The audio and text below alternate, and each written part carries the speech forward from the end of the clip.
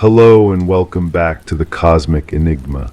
Here we share real-life experiences of encounters with the unknown, stories that come from beyond the stars, crafted to help you relax and drift off to sleep. Drop a comment and let me know where you're listening from. I love seeing just how far this mystery reaches. Now find a comfortable spot, take a deep breath, and let yourself be carried away. Story 1. It rustled softly like dry leaves stirred by an unfelt breeze. The sound wove its way into my thoughts as I stepped into the dimly lit room, the faint smell of old paper lingering in the corners. Instinctively, I glanced at the window, its glass cold to the touch and firmly shut against the world outside. The rustling persisted, an insistent echo that shouldn't have been audible in this sealed space. My eyes traced the outlines of the shelves, each cluttered with items long forgotten. A shiver passed through me as I recognized a sensation more than sound, a warm autumn afternoon, distant yet intimately recalled.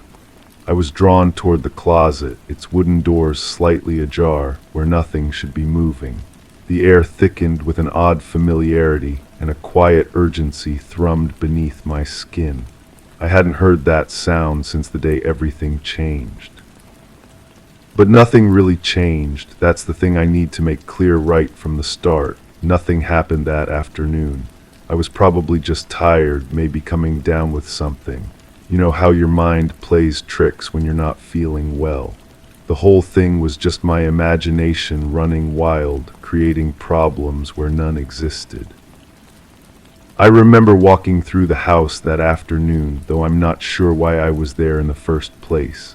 Must have been looking for something, though I can't recall what. The rooms felt different somehow, but that was just because I hadn't been there in a while. Houses settle, you know, they make sounds. The floorboards creak differently when the weather changes, and it had been raining for days. I didn't see anything unusual. The hallway looked exactly like it always had, with that same faded wallpaper and the carpet that needed replacing. Though I do remember thinking the shadows seemed longer than they should have been for that time of day, but that was just the clouds blocking the sun. Simple explanation, nothing mysterious about it. The temperature felt wrong, though I'm sure it was just the old heating system acting up again. Too warm in some places, too cold in others. I found myself shivering even though sweat was beading on my forehead. Probably just a fever coming on. That would explain the whole thing, really. When you're sick, everything feels distorted. I didn't hear any voices. That's important to understand. There were no voices calling my name from empty rooms, just the house settling, maybe some pipes rattling in the walls. Old houses make all kinds of sounds. The fact that it sounded almost like whispers was purely coincidental. And the way it seemed to be coming from behind me, following me from room to room, that was just acoustics. Sound bounces off walls in strange ways. The doors were all closed when I arrived, I'm certain of that. I never opened the door to the basement, for instance. So I couldn't possibly know that the stairs were darker than usual, or that the air down there felt thick and heavy like water. I definitely didn't notice how the third step from the top creaked in a different pitch than before, almost musical. These are just details my mind invented later, trying to make sense of a perfectly ordinary afternoon. I wasn't drawn to the attic either. I had no reason to go up there. The pull I felt, that strange compulsion to climb those narrow stairs, was just restlessness. Maybe I thought I heard something scurrying around up there, but it was probably just mice. The mice don't usually move in such deliberate patterns, starting and stopping like they're listening for something. And they don't make that soft scratching sound that almost resembles writing, like pencil on paper. The light up there wasn't behaving strangely. Light doesn't behave strangely. It was just the usual dusty sunbeam filtering through the small window, illuminating the stored boxes and forgotten furniture. The way it seemed to bend around certain objects, creating shadows that didn't match their shapes, that was just an optical illusion. My eyes were tired, maybe strained from the dim lighting throughout the house. I didn't touch anything while I was up there. My hand stayed firmly at my sides the entire time, so I couldn't have known that the old trunk in the corner was warm to the touch, or that the metal clasps were slightly damp despite the dry air.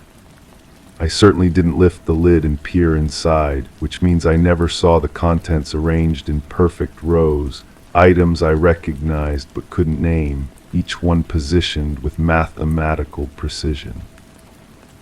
The photographs weren't there. I need to be very clear about this. There were no photographs scattered across the attic floor, and I definitely didn't kneel down to examine them. The faces looking back at me from those images, familiar yet wrong somehow, were just figments of my imagination. People I knew but had never met, standing in places I'd been but had never visited. The way their eyes seemed to track my movement as I shifted position, that was just a trick of the light and shadow. I wasn't in those photographs, that's impossible. I was the one looking at them, so how could I also be in them? The figure in the background of each image, partially obscured but unmistakably me, wearing clothes I didn't recognize in rooms I'd never entered, that was just someone who happened to look similar. A coincidence, though the birthmark on the left shoulder was in exactly the same place as mine, and the scar above the right eyebrow matched perfectly. The sound of footsteps below me was just the house settling. Old wood expands and contracts, creating noises that can sound remarkably like someone walking around. The steady rhythm, the deliberate pace, the way they seem to pause outside each room as if searching for something, all of that was just my mind imposing patterns where none existed. And when the footsteps stopped directly below where I was standing, that was pure coincidence. I didn't call out. There was no reason to call out because there was nobody there. The silence that followed wasn't expectant or listening. Silence is just the absence of sound. It doesn't have qualities like patience or awareness. The way it seemed to press against my eardrums, thick and almost tangible, that was just my imagination. Though I do remember holding my breath without realizing it, as if making noise might somehow be dangerous. The basement door wasn't open when I came back downstairs. I'm absolutely certain it was closed when I first arrived, and I never opened it, so it couldn't have been standing wide open with that rectangle of deeper darkness beyond. The cool air that seemed to flow up from below, carrying that metallic scent I mentioned earlier, was probably just a draft from somewhere else in the house. Old houses are full of drafts. I didn't go down there. My feet never touched those basement stairs, which means I couldn't describe the way they felt under my shoes, slightly soft and yielding like they were made of something other than wood. The handrail wasn't unusually cold, and it didn't seem to pulse slightly under my palm as if it had a heartbeat. These are all details I couldn't possibly know because I never went down there. The basement wasn't larger than it should have been. Basements are what they are, defined by the foundation of the house above. They don't extend beyond those boundaries, no matter how the walls seem to stretch away into darkness that the light couldn't penetrate. The additional rooms I didn't see, with their strange furnishings and that persistent rustling sound, were just products of an overactive imagination. The workshop area wasn't set up like someone had been using it recently. The tools weren't arranged with careful precision, and there wasn't a thin layer of metal shavings covering the workbench. The half-finished project clamped in the vise, something that looked almost like a key but with too many teeth and angles that hurt to look at directly, was never there. I didn't run my finger along its edge and feel how sharp it was, sharp enough to cut without any pressure at all. The cut on my finger healed quickly. Just a small nick from somewhere, maybe a rough edge on a door frame or a splinter from the old wooden banister.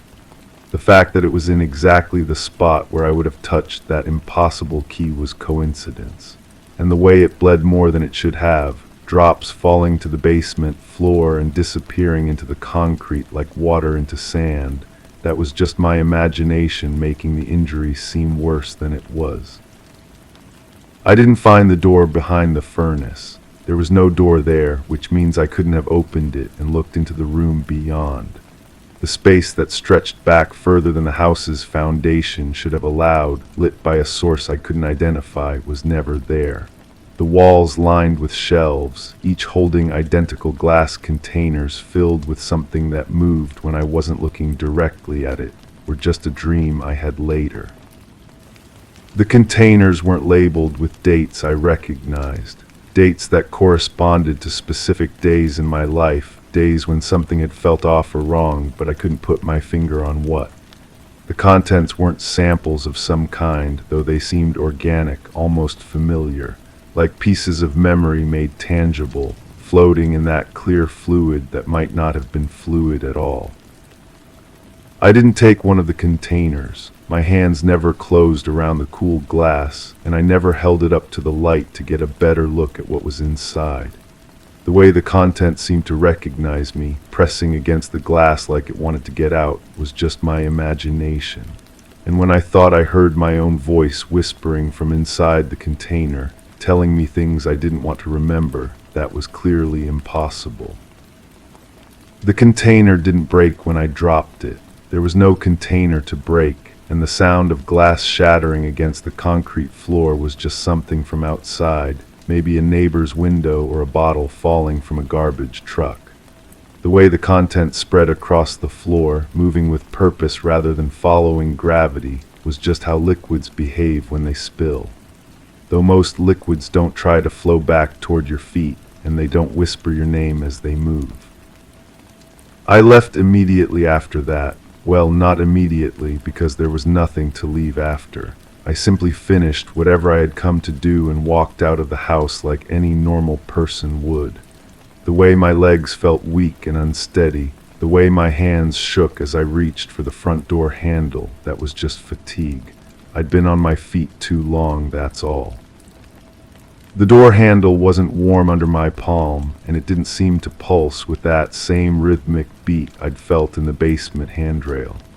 Door handles are made of metal, and metal conducts temperature from your skin. That's basic physics. The fact that it felt like it was alive, like it was aware of my touch and responding to it, was just my overactive imagination making something ordinary seem sinister. I didn't look back as I walked away. There was no reason to look back, which means I couldn't have seen the figure standing in the upstairs window, watching me leave. The silhouette that looked exactly like me but somehow wrong, like a photograph negative or a reflection that didn't quite match, was never there. And the way it raised its hand in a gesture that might have been a wave or a warning, that was just shadows moving behind the glass. The house looked perfectly normal from the outside. Just another old building on a quiet street, nothing special or unusual about it.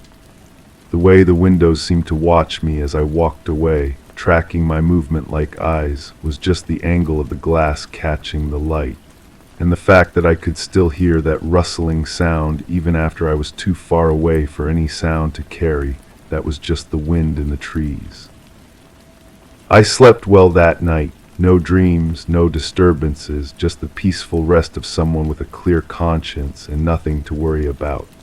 I didn't wake up multiple times thinking I heard that same rustling sound coming from inside my own house, moving from room to room like it was looking for something.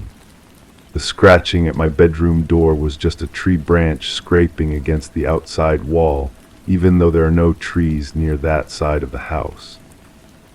My reflection looked normal in the bathroom mirror the next morning, exactly like it always had, with no strange shadows or distortions. The way it seemed to lag slightly behind my movements, like it was copying me rather than being me, was just tiredness affecting my perception. And when I thought I saw it smile while my own face remained neutral, that was clearly just a trick of the light. The cut on my finger was gone, completely healed, not even a scar to mark where it had been. Small cuts heal quickly, that's perfectly normal. The fact that there was no scab, no sign that there had ever been an injury there at all, just proved it hadn't been as serious as I'd thought. Though I do remember the blood and how much there had been, more than a small cut should produce. I haven't been back to that house. There's no reason to go back because there's nothing there for me. just an empty building with ordinary rooms and normal shadows. The dreams I've been having about it, the ones where I walk through those same hallways and find new doors I didn't notice before, are just my subconscious processing a mundane experience and making it seem more significant than it was. The rustling sound I hear sometimes, late at night when the house is quiet, is just the heating system or maybe mice in the walls. It's not the same sound I heard that afternoon because that sound was never real to begin with, and the way it seems to be getting closer, moving from room to room like it's searching for me, that's just my imagination connecting unrelated noises and creating a pattern that isn't there. Everything is perfectly normal now. My life continues exactly as it did before that afternoon, with no changes or disturbances. I sleep well, I eat regularly, I go about my daily routine without any problems. The only difference is that sometimes I find myself standing in front of closets with the doors slightly open, listening for something I can't name, but that's just a coincidence. The sound is getting stronger now, more insistent, but there is no sound, so it can't be getting stronger. It's just my imagination, and imagination can't hurt you. Even when it feels like something is moving through the house, checking each room systematically, getting closer to where I'm sitting right now. Even when I can hear it just outside the door, that soft rustling like dry leaves, patient and persistent and somehow familiar. I should probably check what's making that noise, just to prove to myself that it's nothing important. Story 2. I had just wiped the faint dust from the table. The cloth slipped deftly over its surface, leaving a whisper of cleanliness behind. A faint metallic scent lingered in the air, lodging itself in the back of my throat like an uninvited thought. My arm brushed against the edge, and a soft tremor shivered across my skin, as if the room itself had drawn a breath in anticipation. I paused, sensing the unnoticed had shifted, but nothing seemed misplaced. Yet the air felt different, charged, as if it awaited something unbidden. That's where it starts, where I think it starts. The memory floats there like oil on water, refusing to mix with everything else that came before or after. I've been trying to piece together what happened, but the fragments won't align properly. They slide against each other, creating gaps where something important should be. The cloth was yellow, or maybe blue. The color keeps changing when I try to focus on it, like looking at something underwater. But the texture remains constant in my mind, rough against my fingertips, leaving tiny fibers that clung to my skin. I can still feel them sometimes, even now, when I'm sitting here trying to remember. There was a hum, not from the table, but from somewhere deeper, beneath the floorboards maybe, or inside the walls. It started low, so low I thought it was my own pulse at first. But pulses don't sustain that way, don't build into something that makes your teeth ache. The sound wrapped around my skull like a tight band, pressing inward until I had to shake my head to clear it. I remember walking to the window. The glass was cold against my palm, and I left a handprint there that seemed to glow faintly in the dim light. Outside, everything looked normal. The same view I'd seen countless times before, but something about the angles felt wrong, as if the perspective had shifted just enough to make me dizzy. The figure was standing by the fence, motionless, so still that I initially mistook it for a post or a shadow cast by something I couldn't see. But shadows don't have that weight, that presence that makes the air around them feel thicker. I watched for what felt like hours, waiting for movement, for any sign of life. Nothing. Just that terrible stillness that seemed to spread outward like ripples in dark water. My breath fogged the glass, and when it cleared, the figure was gone. Or maybe it had never been there at all. The uncertainty gnaws at me now, makes me question every detail I think I remember. Did I really see it? Or did my mind create something to fill the void where understanding should be? The metallic taste grew stronger. It coated my tongue, made everything I tried to swallow feel like pennies sliding down my throat. I went to the kitchen sink and let the water run, cupping it in my hands and drinking deeply, but the taste remained.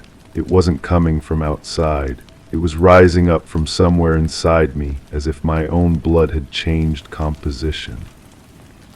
There's a gap here, a space where time should be but isn't. I remember the kitchen, the running water, the taste of metal. Then I remember being back at the table, but the cloth was gone. My hands were empty, and there were marks on the surface that hadn't been there before. Circular impressions, as if something heavy had been pressed down repeatedly. The wood was warm under my touch, almost feverish. The hum had changed pitch, higher now, more insistent. It seemed to be coming from multiple directions at once, creating a harmony that shouldn't have been possible. I pressed my palms against my ears, but the sound didn't diminish. If anything, it grew clearer, as if blocking external noise had somehow amplified whatever was generating the frequency from within.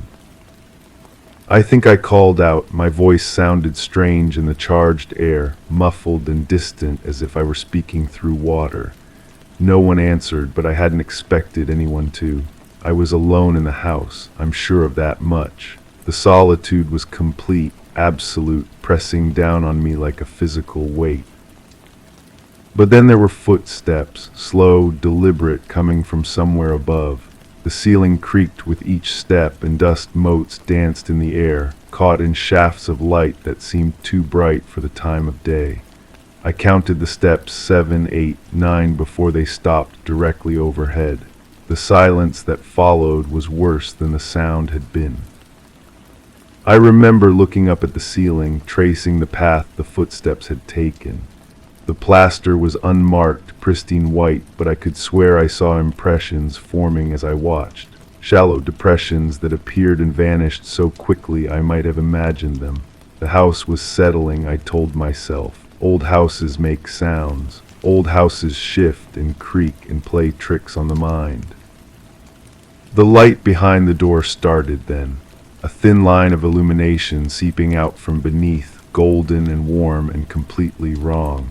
That door led to a closet. There was no light source inside, no electrical connection, nothing that could produce that steady glow. Yet there it was, pulsing gently like a heartbeat made visible. I approached the door slowly, each step feeling like I was walking through thick syrup. The air had weight now, substance that resisted movement. My hand reached for the knob, fingers trembling not from fear but from something deeper, more primal. The metal was hot against my skin, almost burning, but I couldn't let go. Another gap, this one feels deliberate, as if my mind has built a wall around whatever happened next. I remember the heat of the doorknob, the golden light, the sensation of turning my wrist, then nothing. A void where experience should be, dark and impenetrable as deep water. When awareness returned, I was sitting on the floor. My back was against the wall and my legs were stretched out in front of me like a child's. The door was closed, the light was gone. But the taste of metal had intensified until it was all I could perceive, coating not just my tongue but the inside of my nose, my throat, even the surface of my eyes. My clothes were different, not completely different, but wrong in small ways that accumulated into something deeply unsettling. The fabric felt rougher, the fit slightly off, as if I were wearing a copy of my own garments made by someone who had only seen them from a distance. The buttons were in the right places, but they felt different under my fingers, smoother, warmer, somehow more alive than buttons should be. The hum had stopped. The absence of it was like losing a sense I hadn't realized I'd developed. The silence felt incomplete, hollow, as if the world had been drained of some essential frequency. I strained to hear it again, that low thrumming that had become as familiar as my own heartbeat, but there was nothing, just the ordinary sounds of an ordinary house on an ordinary day. But nothing was ordinary anymore. The angles were still wrong, the light still too bright or too dim depending on where I looked. The air still carried that metallic scent, though fainter now, like the memory of a smell rather than the thing itself. And underneath it all was the growing certainty that something fundamental had changed. Some basic rule of existence had been quietly rewritten while I wasn't paying attention. I tried to stand and found my legs unsteady. Not weak, exactly, but unfamiliar, as if I were operating a body I'd never used before. Each movement required conscious thought, deliberate coordination between intention and action. Walking became a series of calculated steps, each one placed carefully to avoid some disaster I couldn't name. The table was clean, cleaner than it had been when I started wiping it, cleaner than it had any right to be. The surface gleamed like water, reflecting the ceiling with perfect clarity, but the reflection was wrong. The room above looked different, larger, with corners that didn't match the actual space. I leaned closer, trying to understand what I was seeing, and my reflected face looked back at me with eyes that seemed slightly too wide, slightly too knowing. There was something in my pocket, something that hadn't been there before, or maybe something I'd forgotten was there. My fingers closed around it, and the shape was familiar yet impossible to identify. Smooth in some places, rough in others, warm as if it had been sitting in sunlight for hours. When I pulled it out to look, my hand was empty, but I could still feel its weight, still sense its presence, even though nothing was there. The phone was ringing, had been ringing, I realized, for some time. The sound seemed to come from very far away, filtered through layers of distance and distortion. I followed it through the house, room to room, but I could never find the source. Each space I entered fell silent as I crossed the threshold, only to fill with ringing again as soon as I left. I found myself back at the window, though I don't remember walking there. The handprint I'd left on the glass was gone, but there were others now. Dozens of them, overlapping and intersecting, creating a pattern that hurt to look at directly. Some were larger than my hands, some smaller. Some seemed to have too many fingers, or fingers that were too long, or fingers that bent in directions that defied anatomy. The figure by the fence had returned, or maybe it had never left. Distance made details impossible, but I had the impression of stillness so complete it seemed to bend reality around it. The air shimmered near it, like heat waves rising from summer pavement, but the distortion felt cold, wrong, as if the space itself was rejecting whatever occupied it. I pressed my face against the glass, trying to see more clearly, and my breath fogged the surface again. This time when it cleared, the figure was closer, not by the fence anymore, but halfway across the yard, still motionless, still wrong in ways I couldn't articulate. The distance between us was shrinking, but I hadn't seen it move. It was simply closer, as if space itself had contracted. The metallic taste surged back, stronger than before. It filled my mouth, my nose seemed to coat the inside of my lungs with each breath. I stumbled away from the window, gasping, trying to escape the sensation, but it followed me.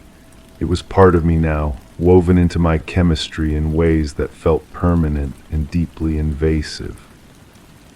Another gap opens here, wider than the others, darker, with edges that seem to shift when I try to examine them. I remember the taste, the figure, the wrongness of everything around me. Then I remember waking up, though I don't remember falling asleep. The transition is missing, stolen, locked away behind barriers my mind has constructed for reasons I can't fathom. I was lying on the floor again, but in a different room. The walls were familiar yet strange, like seeing your own face in a funhouse mirror. Everything was where it should be, but nothing felt right. The proportions were off, the colors too saturated or too dim, the shadows falling at angles that defied the light sources I could see. My body ached in places that didn't make sense. Not muscle pain or joint stiffness, but something deeper, as if the ache were coming from inside my bones or from spaces between my organs where pain shouldn't be able to exist. Moving was difficult, not because of weakness, but because of a fundamental disconnect between intention and execution. The house was quiet now, completely quiet in a way that felt artificial, manufactured. Even old houses have ambient sound pipes settling, wood expanding, air moving through vents. But this silence was absolute, pressing against my eardrums like a physical presence. I could hear my own heartbeat, my own breathing, amplified and distorted until they sounded foreign, threatening. I tried to retrace my steps to find the sequence of events that had led me to this moment, but the memories wouldn't cooperate. They slipped away when I tried to grasp them, rearranged themselves when I wasn't looking directly at them. The harder I concentrated, the more elusive they became, until I was left with nothing but impressions and sensations that might have been real or might have been dreams. The cloth was in my hand again, yellow or blue, rough against my skin, leaving those tiny fibers that clung to my fingers. But I was no longer at the table. I was standing in a doorway, looking into a room I didn't recognize. The space beyond was too large, too deep, stretching away into darkness that seemed to have weight and substance. The hum returned, but different now. Multiple frequencies layering over each other, creating harmonies that made my teeth ache and my vision blur. It wasn't coming from the walls or the floor anymore. It was coming from me, rising up from somewhere deep inside, as if I had become a tuning fork struck by an invisible hand. I think I screamed. The sound that came out was mine but not mine, familiar but wrong, like hearing a recording of your own voice played at the wrong speed. It echoed in the impossible space before me, bouncing back distorted and multiplied until it became a chorus of voices that might have been mine or might have been something else entirely. The figure was behind me now. I could feel its presence without turning around, that terrible stillness pressing against my back like a cold hand. My skin crawled with the certainty of being watched, being studied, being measured by something that understood me better than I understood myself. But when I spun around, there was nothing there, just the familiar room with its wrong angles and impossible shadows.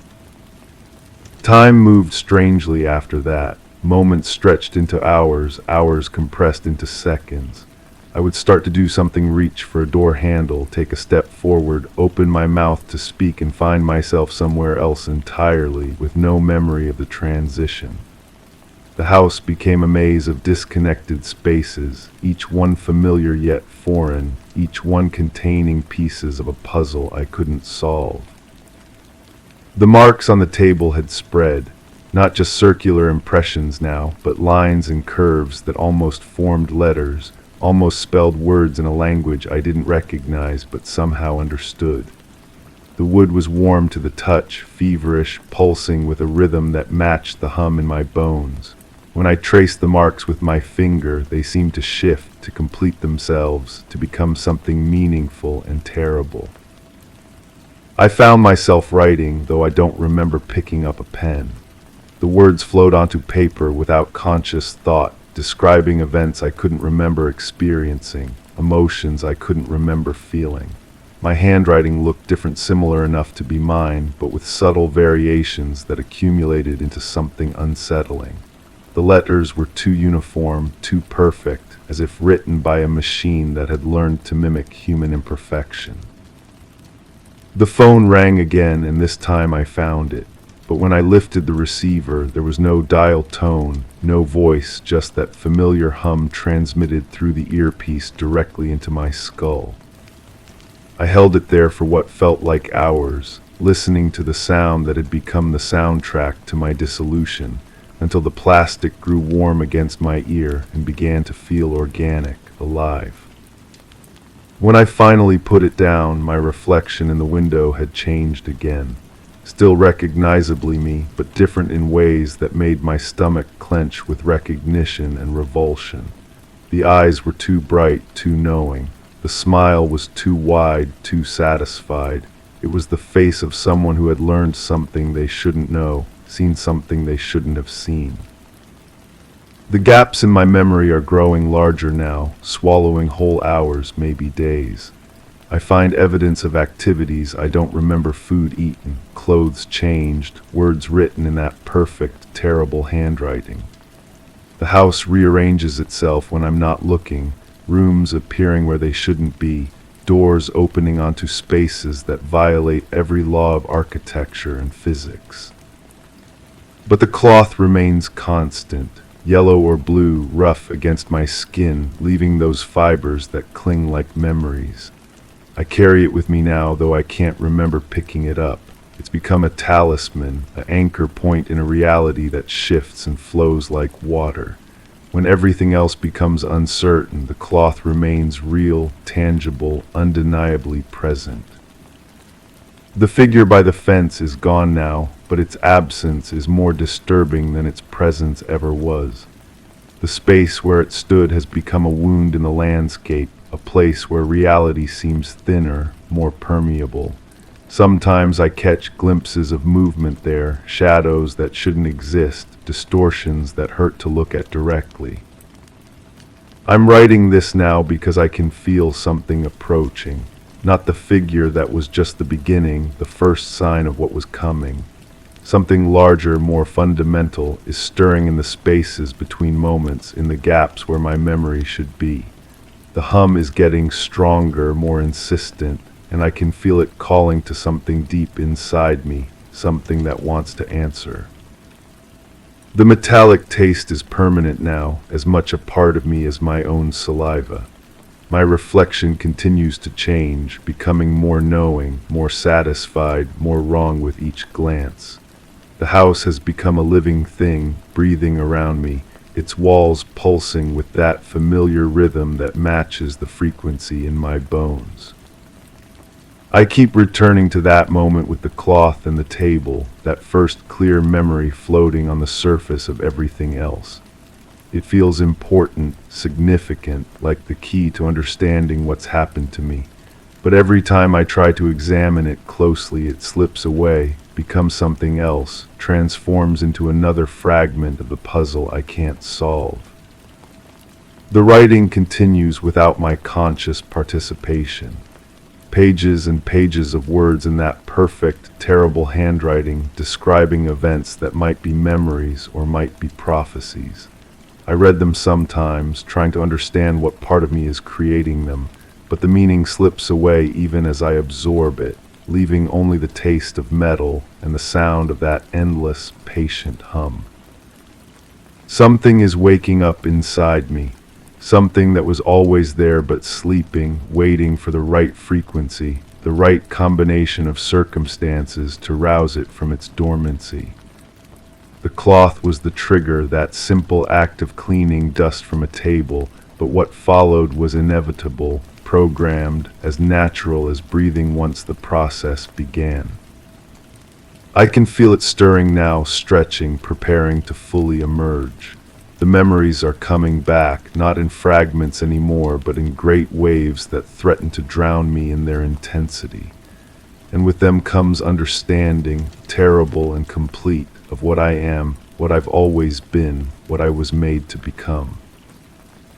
The hum is so loud now it's become silence, so constant it's become the absence of sound. My reflection smiles back at me with my face, but not my expression. And I realize I'm no longer the one looking out through these eyes. Something else is here now, something that was always here, waiting for the right moment to step forward and claim what was always its own. I should stop writing, but the words keep coming, flowing through me like water through a broken dam. The cloth is still in my hand, still rough against my skin, still leaving those tiny fibers that cling like promises. And somewhere in the distance, I can hear footsteps approaching, slow and deliberate, coming home at last. Story 3. The late afternoon sun dipped through the window blinds, casting stripes of amber across the living room floor. The house carried the faint scent of lilies, mingling with the distant hum of traffic outside. As I shut the refrigerator door, a barely perceptible creaking caught my attention. The door frame to the study, always stubbornly shut, now hung ajar by a sliver. It seemed ordinary enough, yet a chill rippled through me, as if the air itself held its breath, waiting for something to reveal itself from the quiet shadows beyond. I tell myself that door opened on its own because of the settling foundation, but my hands shake as I reach for my coffee mug. The tremor has been constant for weeks now, a fine vibration that runs through my fingers like electricity seeking ground. Sleep comes in fragments, if at all. When I do drift off, I wake to find every electronic device in my home glowing softly in the darkness. The television displays static patterns that seem almost purposeful, geometric shapes that pulse and shift. My phone's screen shows no notifications, yet it remains illuminated, warm to the touch, as if something invisible is operating it from within. The neighbors avoid eye contact when I pass them on the street. I tried explaining to one of them about the sounds that begin just after midnight, the low thrumming that seems to emanate from beneath the ground itself, rising through the floorboards and settling into my bones. She nodded politely and hurried inside, her face carrying that particular expression people wear when they think you've lost your grip on reality. Perhaps I have. Perhaps that would be easier to accept than what I know to be true. 3 nights ago, I woke to find my bedroom filled with a pale blue luminescence.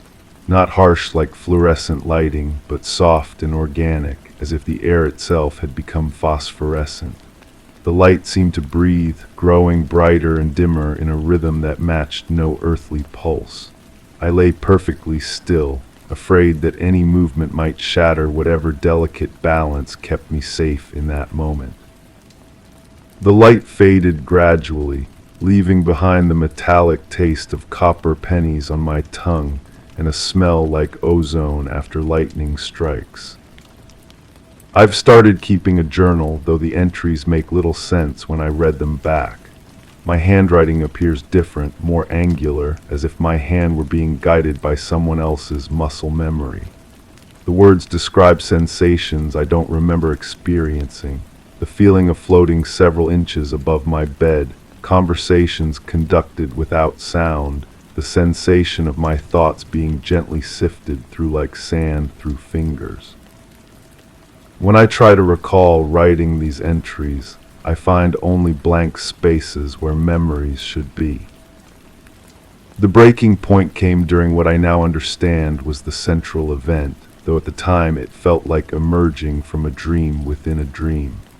I found myself standing in my backyard, barefoot on the cold grass, staring up at something that shouldn't have been there. A structure hung motionless in the air above the tree line, neither falling nor supported by any visible means. It possessed a geometry that hurt to look at directly, surfaces that seemed to fold in on themselves while simultaneously expanding outward. No sound emerged from it, yet I could feel its presence pressing against my consciousness like a hand testing the surface of still water. The thing remained there for what felt like hours, though when I finally looked away and then back, it had vanished completely. The only evidence of its presence was a perfect circle of grass beneath where it had hovered, each blade bent at precisely the same angle, pointing toward the center like the hands of a broken compass. I touched one of the grass blades and felt it vibrate under my fingertip, still resonating with some invisible frequency. Going back further, I can now recognize the signs I dismissed at the time. For weeks before that night, my routine had been subtly disrupted by small anomalies that seemed insignificant in isolation. The streetlight outside my bedroom window would extinguish itself at exactly the same time each evening, plunging that corner of the yard into absolute darkness. During these blackouts, I would sometimes glimpse movement in the shadows, shapes that moved with too much purpose to be random but too fluidly to be human. My electronic devices began behaving strangely during this period. The radio would tune itself to empty frequencies, filling the house with white noise that contained almost patterns, like voices speaking just below the threshold of comprehension. The microwave would activate on its own, running empty cycles that left the interior scorching hot and filled with the smell of burning metal. When I called repair services, the technicians found nothing wrong. The devices performed perfectly during their visits, leaving me to appear neurotic and unreliable. Time itself seemed to become unreliable during those weeks. I would sit down to read in the evening and suddenly find myself holding the same book hours later, with no memory of the intervening time. The pages would be turned to different chapters, sometimes with passages underlined in my own handwriting, though I couldn't recall reading them. The marked sentences always dealt with similar themes, descriptions of vast distances, the physics of light bending around massive objects, the way certain materials can become transparent under specific electromagnetic conditions. The physical symptoms began even earlier, so gradually that I attributed them to stress or changes in diet. A persistent metallic taste that no amount of brushing could eliminate. Nausea that would strike suddenly and fade just as quickly, always accompanied by the sensation that the ground beneath my feet was vibrating at a frequency just below human hearing. My vision would occasionally blur, not from fatigue, but as if I were looking through water, and during these episodes, ordinary objects would seem to shimmer and shift at their edges. I started experiencing what I can only describe as spatial disorientation. Rooms in my own home would feel larger or smaller than they should, with walls that seemed to breathe in and out like living tissue. Doorways would appear to be further away than they actually were, requiring more steps to reach than geometry should allow. The sensation was subtle but persistent, like living inside a house of mirrors where the distortions were almost too slight to notice. The earliest sign I can trace back to occurred on what had seemed like an ordinary evening. I was preparing dinner when I noticed that the shadows in my kitchen were falling in the wrong directions. The light from the overhead fixture should have cast shadows toward the corners, but instead they pooled in the center of the room, creating a dark circle on the floor that seemed deeper than any shadow had a right to be. When I moved through the space, my own shadow behaved normally, but the furniture and appliances cast their darkness toward that central point, as if responding to a light source that existed somewhere else entirely. That same evening, I found myself drawn to stand at my back door, looking out into the yard with an intensity I couldn't explain. The air outside seemed thicker than usual, almost viscous, and carried scents that didn't belong to my suburban neighborhood. Instead of the usual mixture of car exhaust and lawn chemicals, I detected something organic and unfamiliar, like the smell of deep ocean trenches or the interior of caves that have never known sunlight. The sensation lasted only minutes, but it left me with the unshakable feeling that something vast and patient had turned its attention toward my small corner of the world. Now, as I sit here trying to piece together this sequence of events, I realize that even my earliest memory of normalcy carries within it the seeds of what was to come. It was a calm afternoon, much like the one I'm experiencing now, with sunlight streaming through windows and the comforting sounds of everyday life continuing their familiar patterns. I was simply existing in my space, unaware that I had already been selected, already been marked by something that operates according to rules I cannot begin to comprehend. The coffee in my mug has grown cold while I've been remembering, and I notice that my reflection in its dark surface shows not my face, but a view of my kitchen ceiling, as if I were looking up from the bottom of a deep well. When I blink, the image returns to normal, but the wrongness of that moment settles into my chest like a stone. I understand now that what happened to me is not finished, that it was never meant to be a single event, but rather the beginning of a longer process that continues to unfold with each passing day. The door to my study remains open, and from where I sit, I can see that the shadows inside are moving independently of any light source, flowing like slow water across the floor and walls. I should be terrified, but instead I feel a strange calm, as if I'm finally approaching the completion of something that began long before I was aware of its existence. Whatever chose me that night is still here, still watching, still waiting for the next phase of its incomprehensible design to reveal itself through the ordinary moments that no longer feel ordinary at all. Story 4. The bicycle was discovered at 06:45, positioned precisely 3 feet from the curb. No indications of collision or force displacement were observed on its frame. The chain was intact and the brakes appeared recently adjusted. 2 snack wrappers lay on the ground nearby, weighted by minimal dew. Streetlights had cycled off, yet the adjacent window remained illuminated. No personal effects were found in the basket or on the pavement. The surrounding area showed no signs of congregation or departure, yet tire tracks deviated abruptly before the corner. I've read this report 17 times now. Each word feels familiar, like an echo of something I should remember.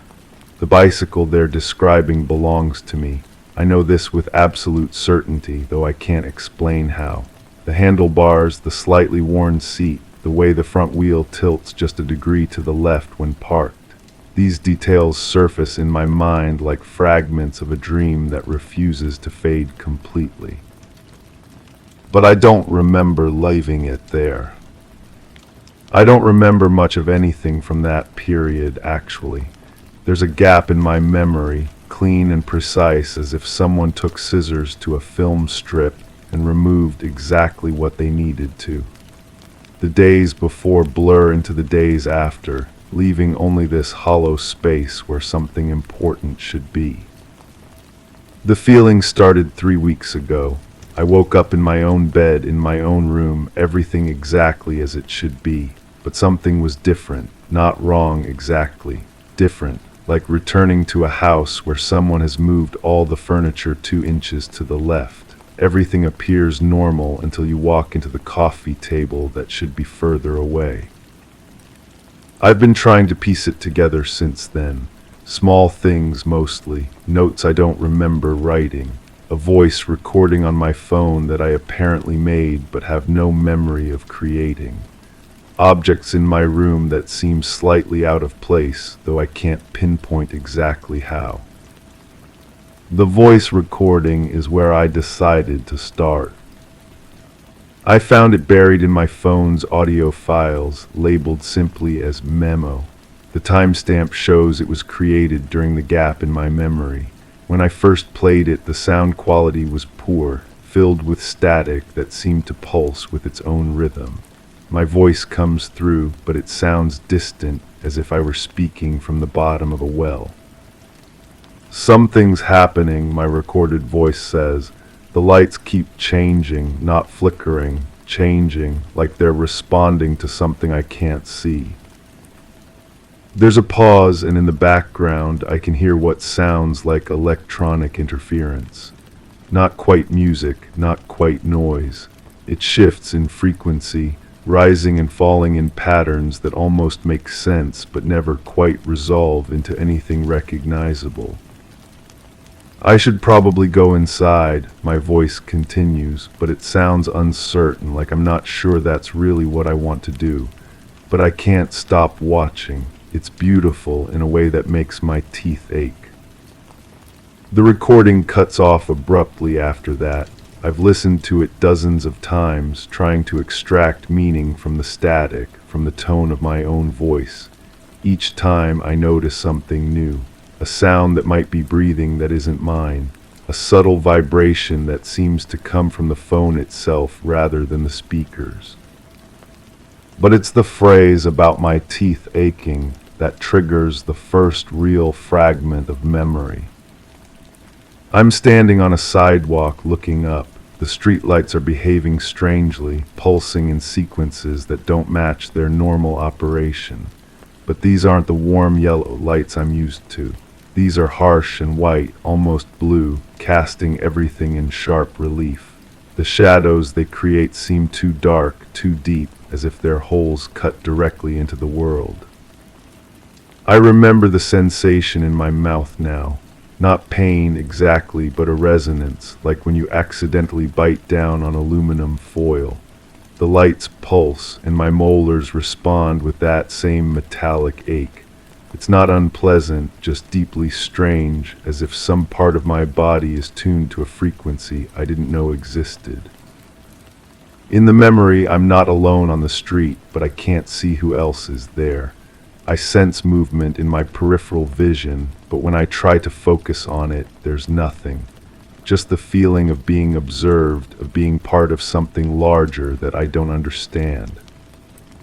The memory fades as quickly as it came, leaving me with more questions than answers.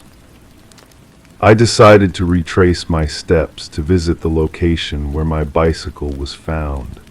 The street looks ordinary in daylight, tree-lined and quiet, the kind of neighborhood where nothing unusual ever happens.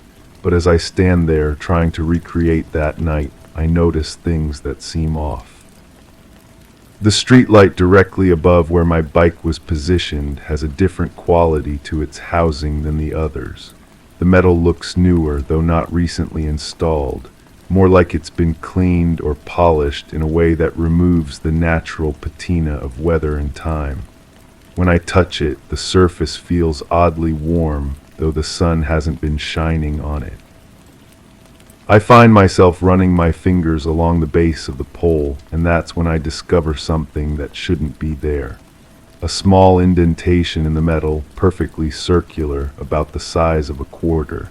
It's too precise to be accidental damage, too intentional to beware.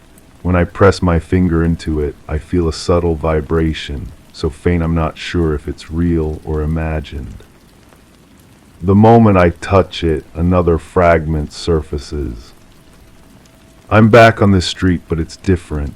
The air itself seems thicker, carrying a scent I can't identify. Something like new plastic mixed with the metallic smell you get when you cut yourself and taste blood. It's not unpleasant, but it's deeply unfamiliar, as if it belongs to a world that operates by different rules than ours. The lights are active again, but now I can see there are more of them than just the street lights. Points of illumination move through the air above me, following paths that seem random but feel deliberate. They pulse in response to each other, creating patterns that my eyes can follow but my brain can't process. Like trying to read a language that uses familiar letters arranged in impossible words. In this memory, I'm not standing still. I'm walking, following something or someone, though I can't see what. My footsteps echo strangely, as if the pavement is hollow beneath me. Every few steps, I pause and look back, but the street behind me appears empty. Yet the feeling of being followed, of being part of a procession I don't understand, never leaves. I remember reaching for my phone, wanting to document what I'm seeing. The screen lights up, but the display is wrong. Instead of my usual interface, there are symbols I don't recognize, geometric shapes that seem to shift when I'm not looking directly at them. I manage to start a recording anyway, speaking into the microphone while trying to make sense of what's happening around me.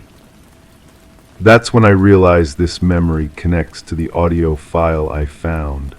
I was there on this street, experiencing something that shouldn't have been possible. But even now, trying to hold on to the details, they slip away like water through my fingers.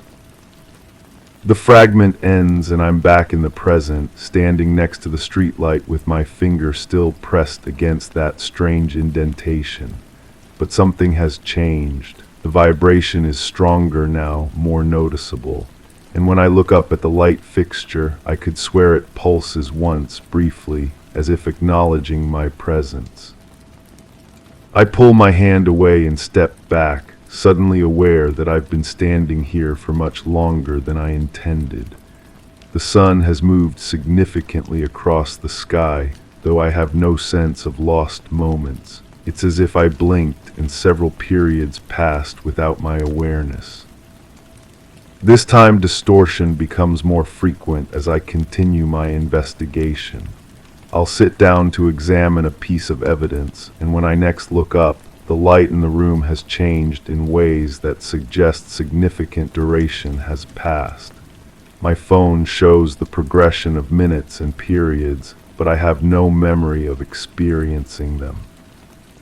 It's during one of these lost intervals that I discover the notebook. I find it on my desk, open to a page covered in handwriting I recognize as mine, but I have no memory of writing these words, and the content is disturbing in ways I can't fully articulate. The entries appear to be observations, descriptions of phenomena that sound impossible but are recorded with scientific precision. The displacement occurs in stages, one entry reads. First, the familiar becomes unfamiliar. Then, the unfamiliar becomes invisible. Finally, the invisible becomes inevitable. Another entry, written in what appears to be a different session, states, "They don't communicate through sound or sight. The exchange happens in the spaces between thoughts, in the pause between heartbeats. You don't hear them speak. You simply know what they want you to know." The handwriting becomes less controlled as the entries progress, as if written under stress or in poor lighting conditions. Some words are barely legible, others are pressed so hard into the paper that they've torn through to the page beneath, but it's the final entry that disturbs me most. I understand now why I won't remember this. Memory is a luxury they can't afford to leave intact, but understanding and remembering are different things. I understand, and that understanding will remain buried beneath the forgetting, waiting to surface when the cycle begins again. Below this, in letters so faint they're almost invisible, someone has written, "It's starting again." The ink on these final words appears fresh. I don't remember writing any of this, but the notebook is definitely mine. I recognize the pen I used, the way I formed certain letters, even the coffee stain on the corner of the page from a mug I distinctly remember using. But these observations, these impossible descriptions, feel like they were written by someone else wearing my handwriting like a mask. As I read and reread these entries, the distortions in my present experience become more pronounced. Reflections in mirrors don't quite match my movements. Sounds occur with no apparent source. The air in my room sometimes carries that same strange scent I remembered from the street, that mixture of new plastic and something organic that I can't identify. It's during one of these episodes that the most vivid fragment surfaces. I'm no longer on the street, I'm somewhere else entirely, though the location defies easy description. The space around me is large but enclosed, like being inside a building that's bigger than its exterior should allow. The walls, if they can be called walls, seem to curve away from me in directions that hurt to contemplate. The lighting here doesn't come from any visible source. Instead, the air itself seems luminous, glowing with that same harsh white radiance I remember from the streetlights.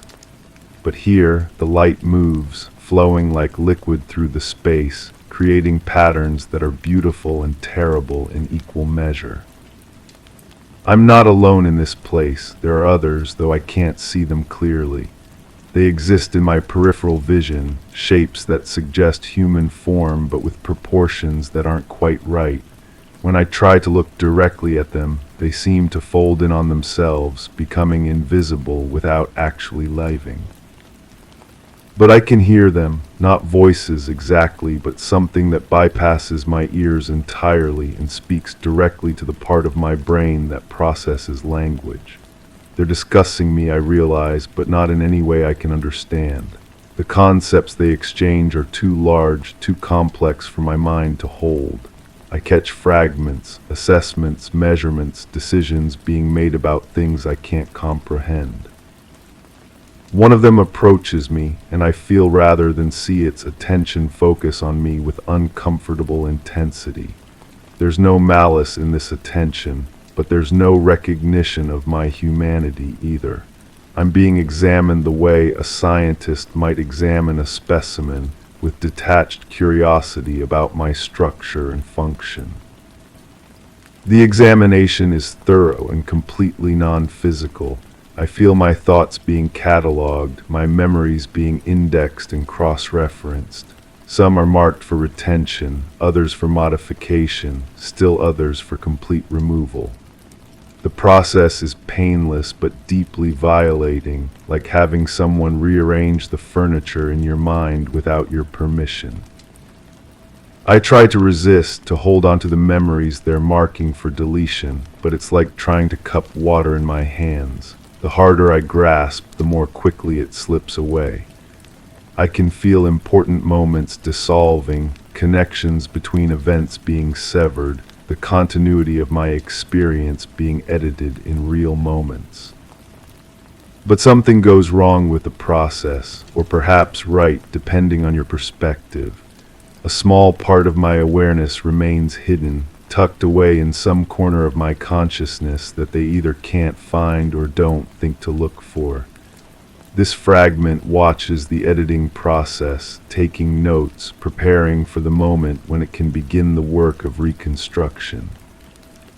The memory ends abruptly, leaving me gasping in my chair as if I've been holding my breath, but the sensation of being observed doesn't fade with the fragment.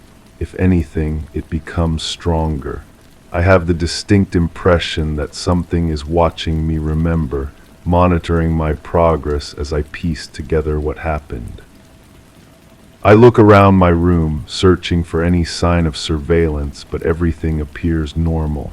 Yet the feeling persists, a weight of attention that seems to come from everywhere and nowhere at once. It's not threatening exactly, but it's deeply unsettling, like realizing you're an actor in a play, but you've never seen the script. The final piece of evidence I discover is also the most disturbing. Hidden in a drawer I rarely use, wrapped in a cloth I don't recognize, I find an object that shouldn't exist. It's small, about the size of a smartphone, but its surface is unlike anything I've ever encountered.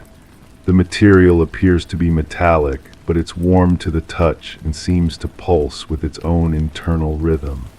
The surface is covered in patterns that shift when I'm not looking directly at them, geometric designs that suggest meaning without revealing it.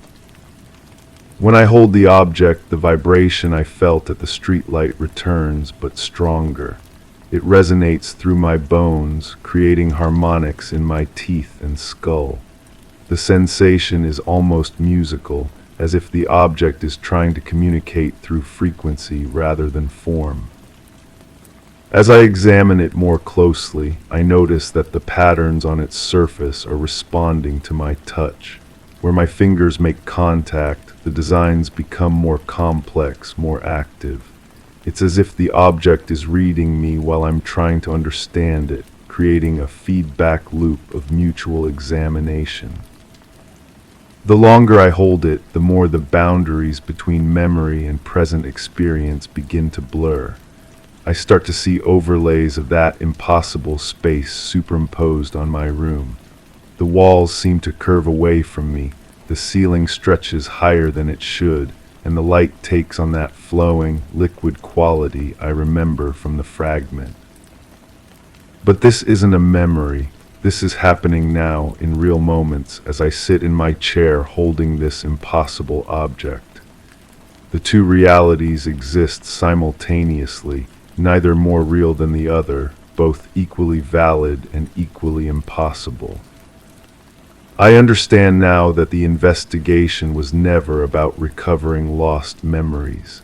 It was about reaching this moment, this convergence where the experience I thought was over reveals itself to be ongoing. The gap in my memory wasn't an ending but an intermission, a pause between movements in a composition I'm only beginning to comprehend. The object in my hands pulses more rapidly now, and I can feel my awareness being drawn into its patterns.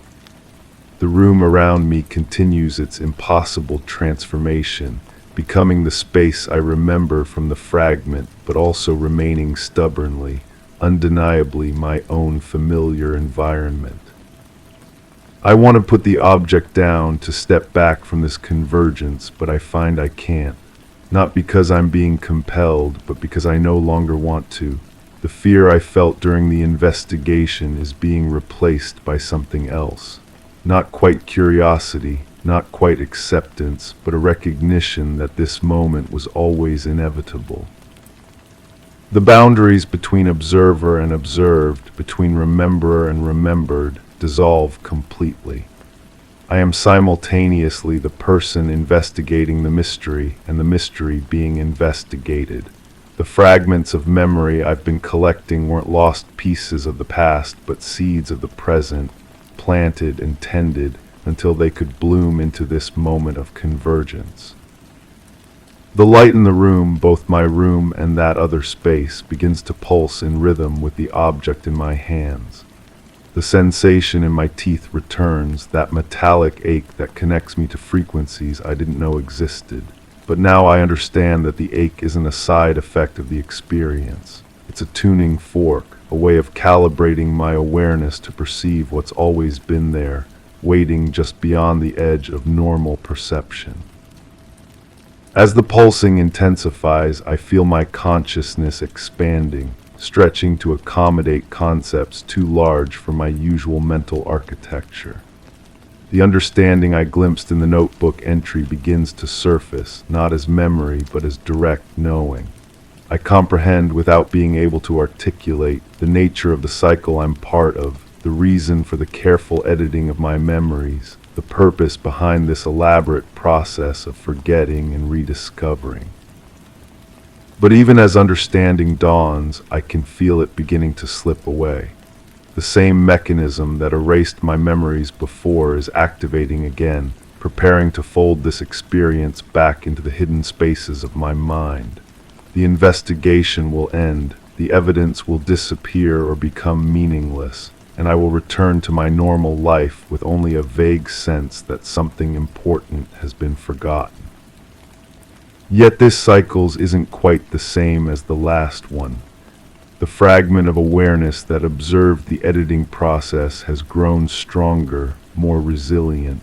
It will survive the forgetting, carrying with it not the details of what happened, but the knowledge that it happened, the certainty that the cycle exists. And that fragment will wait, patient and hidden, until the next convergence begins.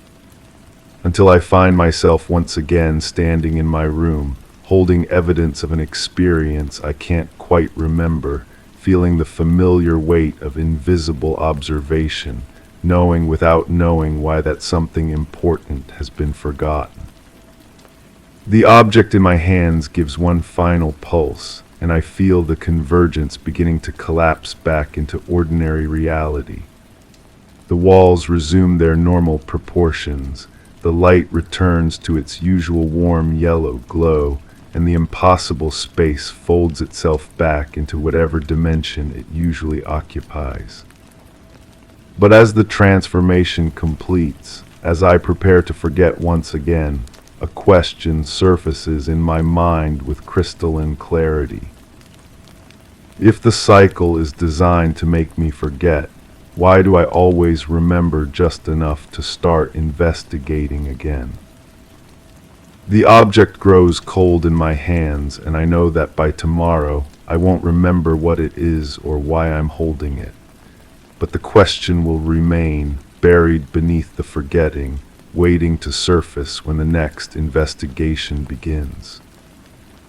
Because there will be a next investigation, There always is. The cycle isn't ending, it's just beginning again. Story 5. The chime never sounded from the hall clock. My steps felt rehearsed as I moved down the passage, my hand brushing against walls that seemed to absorb the touch rather than push back. The cold tiles underfoot did not echo with the customary click of my shoes, wrapping my movement in an unnatural hush. Pausing by the door, I reached out, expecting the familiar weight of old wood, but it swayed gently, undemanding, as if refusing to acknowledge my intention. The air held a memory of motion, an unsettling reminder that lingered just out of sight. That's how it started or ended, I can't be sure anymore. I've been trying to piece together what happened to me, but the memories slip away like water through cupped hands. There's a gap in my mind, a hollow space where something significant should be. I know this because of how I feel different now. The way shadows seem to lean toward me when I'm not looking directly at them. The way my reflection sometimes takes a fraction too long to match my movements. I found something yesterday that made me realize I needed to start this investigation properly. It was tucked between the pages of a book I don't remember reading, a small digital recorder with a single file saved on it.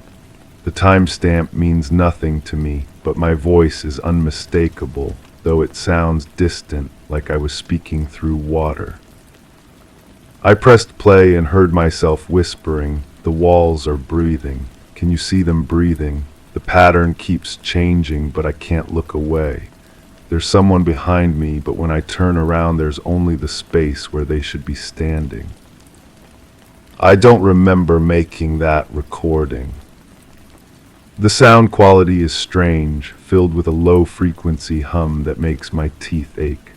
Underneath my voice, there's something else, a rhythmic pulsing, like electronic heartbeats that don't quite sync with any natural rhythm. When I listen closely, I can almost make out other voices layered beneath mine, speaking words I can't quite understand. Playing it back triggers something. Not a complete memory, but fragments that surface like debris after a storm.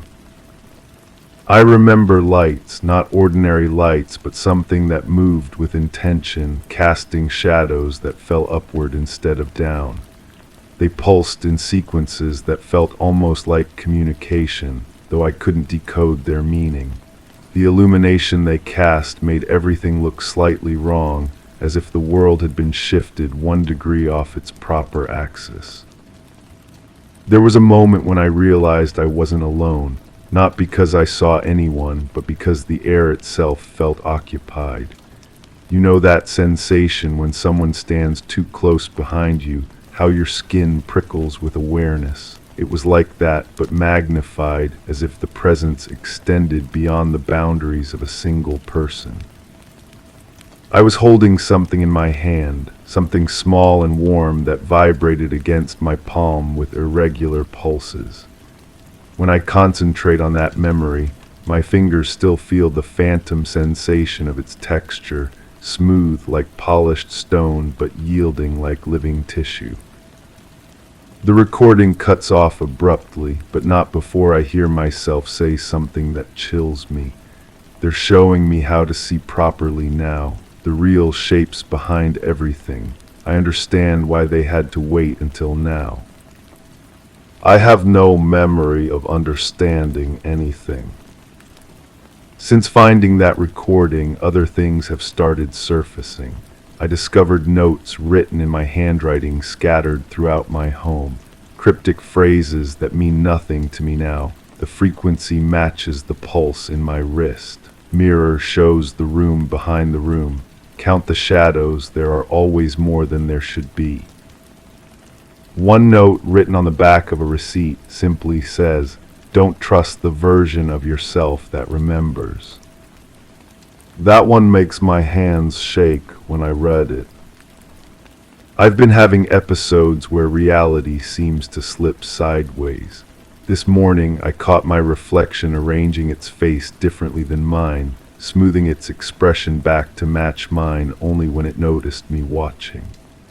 The bathroom mirror now shows a room that's almost identical to mine, but the angles are wrong and there's always someone moving just outside the frame. The sounds have started again too, that same electronic pulsing from the recording, but now I hear it when I'm fully awake, usually in the spaces between other sounds. It's strongest in the late afternoon when the light begins to fade and shadows grow longer. I found a photograph today that I don't remember taking. It shows a view from my window, but the landscape outside is different. Instead of the familiar street, there's an endless corridor stretching into darkness, lined with doors that stand slightly ajar. In the foreground, barely visible, is the reflection of someone standing behind the camera, someone who isn't me. The person in the reflection is wearing my clothes, has my general build, but their face is turned away, looking at something outside the frame. Their posture suggests they're listening to something I can't hear. Another fragment surfaces as I study the photograph. I remember standing at that window but not looking out. I was looking at the glass itself, watching as patterns formed in the condensation without any breath to create them. The patterns looked almost like writing, symbols that rearranged themselves whenever I tried to focus on them directly. There was music playing, but not from any device I could identify. It seemed to come from the walls themselves, a melody that was almost familiar but wrong in ways I couldn't articulate. The notes bent in directions that shouldn't exist, creating harmonies that made my vision blur. I remember reaching out to touch the glass and my hand passing through it as if it were made of cold water. The sensation was neither warm nor cold, but something else entirely, something my nervous system didn't have words for. On the other side of the window, in that impossible corridor, something was walking toward me. Not walking exactly, but moving with purpose, its form shifting between shapes that my eyes couldn't quite process. It moved like liquid mercury trying to hold a human form, never quite succeeding but never completely failing either. The closer it came, the more I understood that it was coming for me specifically. Not with malicious intent, but with the inevitability of gravity or time. It had always been coming for me, and this moment was simply when our paths finally intersected. I think I spoke to it. I have a vague memory of words leaving my mouth, though I can't recall what I said or even what language I used. The thing paused in its approach, tilting what might have been its head, and then responded in a voice that sounded like static learning to speak. The conversation lasted forever and no time at all. We discussed things that I can't now remember, concepts that my normal waking mind isn't equipped to retain.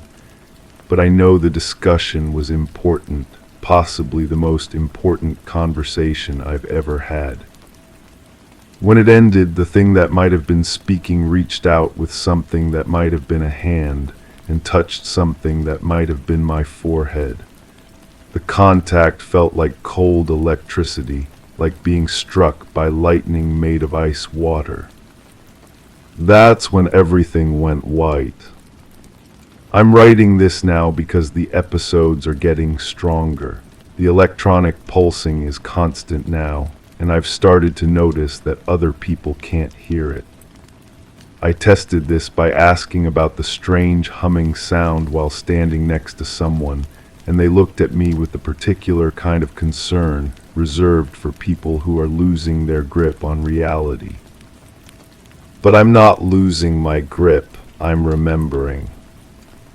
The thing I held in my hand during that encounter, I found it again. It was in my pocket, though I don't remember putting it there.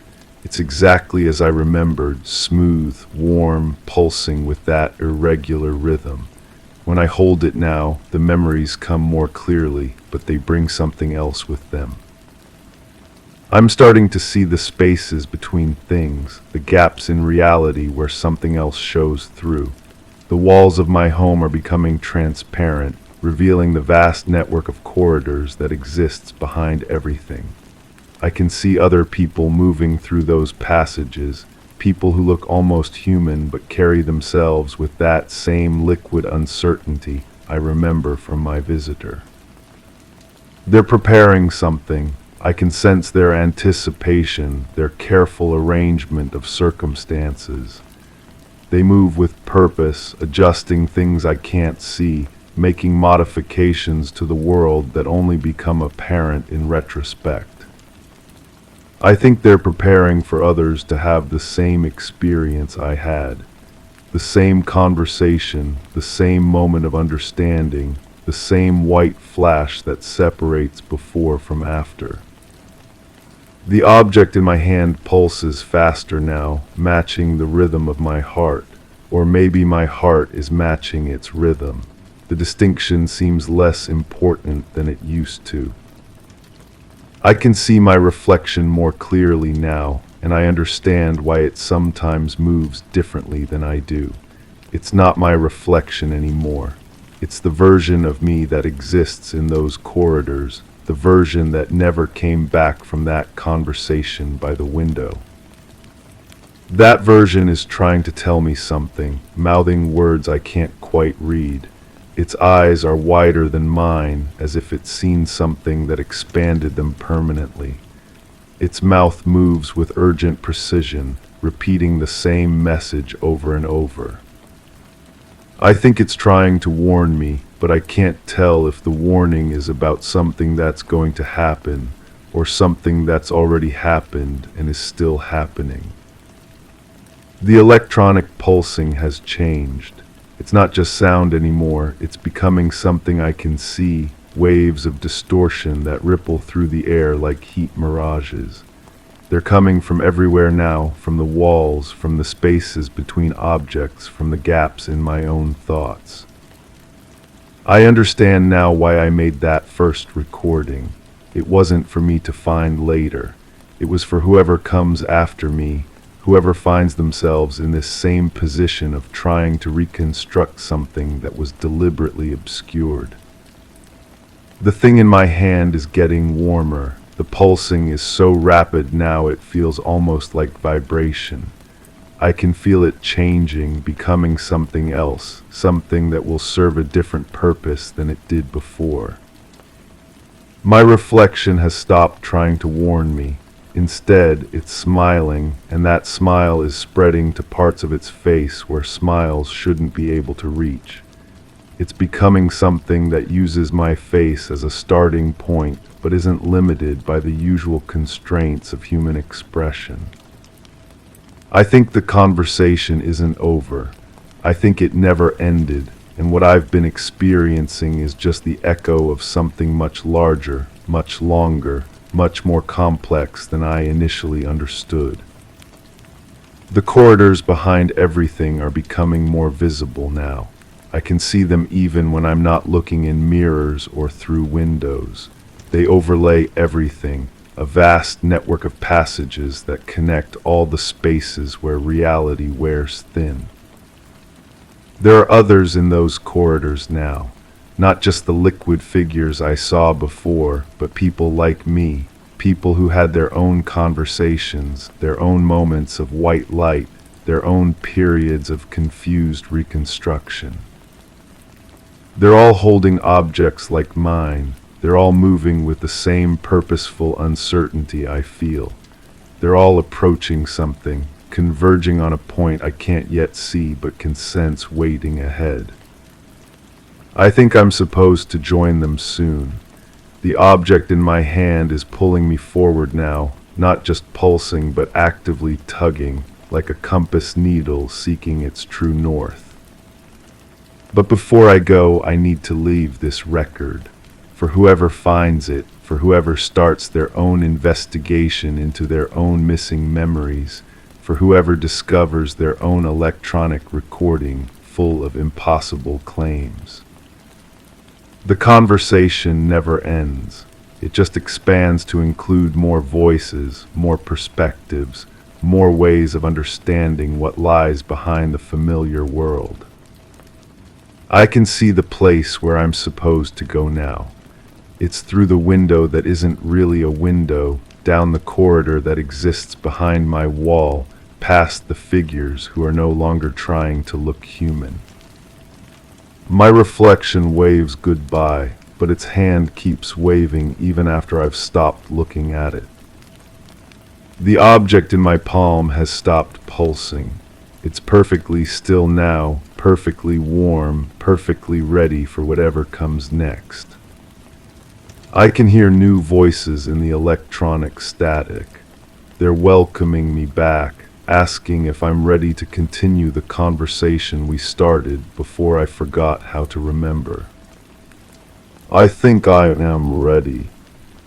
But I wonder who will find this account, who will start their own investigation into their own missing pieces, who will discover that their reflection moves just slightly out of sync, that shadows fall in directions that don't match their light sources, that the air sometimes carries the scent of new plastic and cold blood. And when they do, will they understand that this isn't an ending, but an invitation? The chime still hasn't sounded from the hall clock. I don't think it ever will, Story 6. The latch clicked smoothly as I turned the key, a familiar resistance now absent. The metallic echo dulled in the hallway, too soft, yet it left a peculiar imprint on my ears. My hand lingered on the doorknob, feeling the cool brass pulse under my fingertips as if attuned to a quiet rhythm. The air seemed unchanged, yet my skin sensed a shift, a subtle pressure like the descent of an unseen weight. As I stepped forward, the scent of fresh paint lingered, stark against the memory of old wood and neglect. But that wasn't the only thing that had changed. Suddenly, the silence seemed to vibrate, and the walls themselves felt like they were listening. I'm trying to remember what happened after that moment. The memories come in pieces, like photographs scattered on a floor, some face down, others torn at the edges. I know something changed that day, but the sequence feels wrong, broken. My mind keeps circling back to that doorknob, the way it felt alive under my palm. There was a hum. I remember the hum now. It wasn't coming from the walls or the pipes or any mechanical thing I could name. It was deeper, like it was rising from beneath the floorboards or maybe from inside my own chest. The frequency made my teeth ache.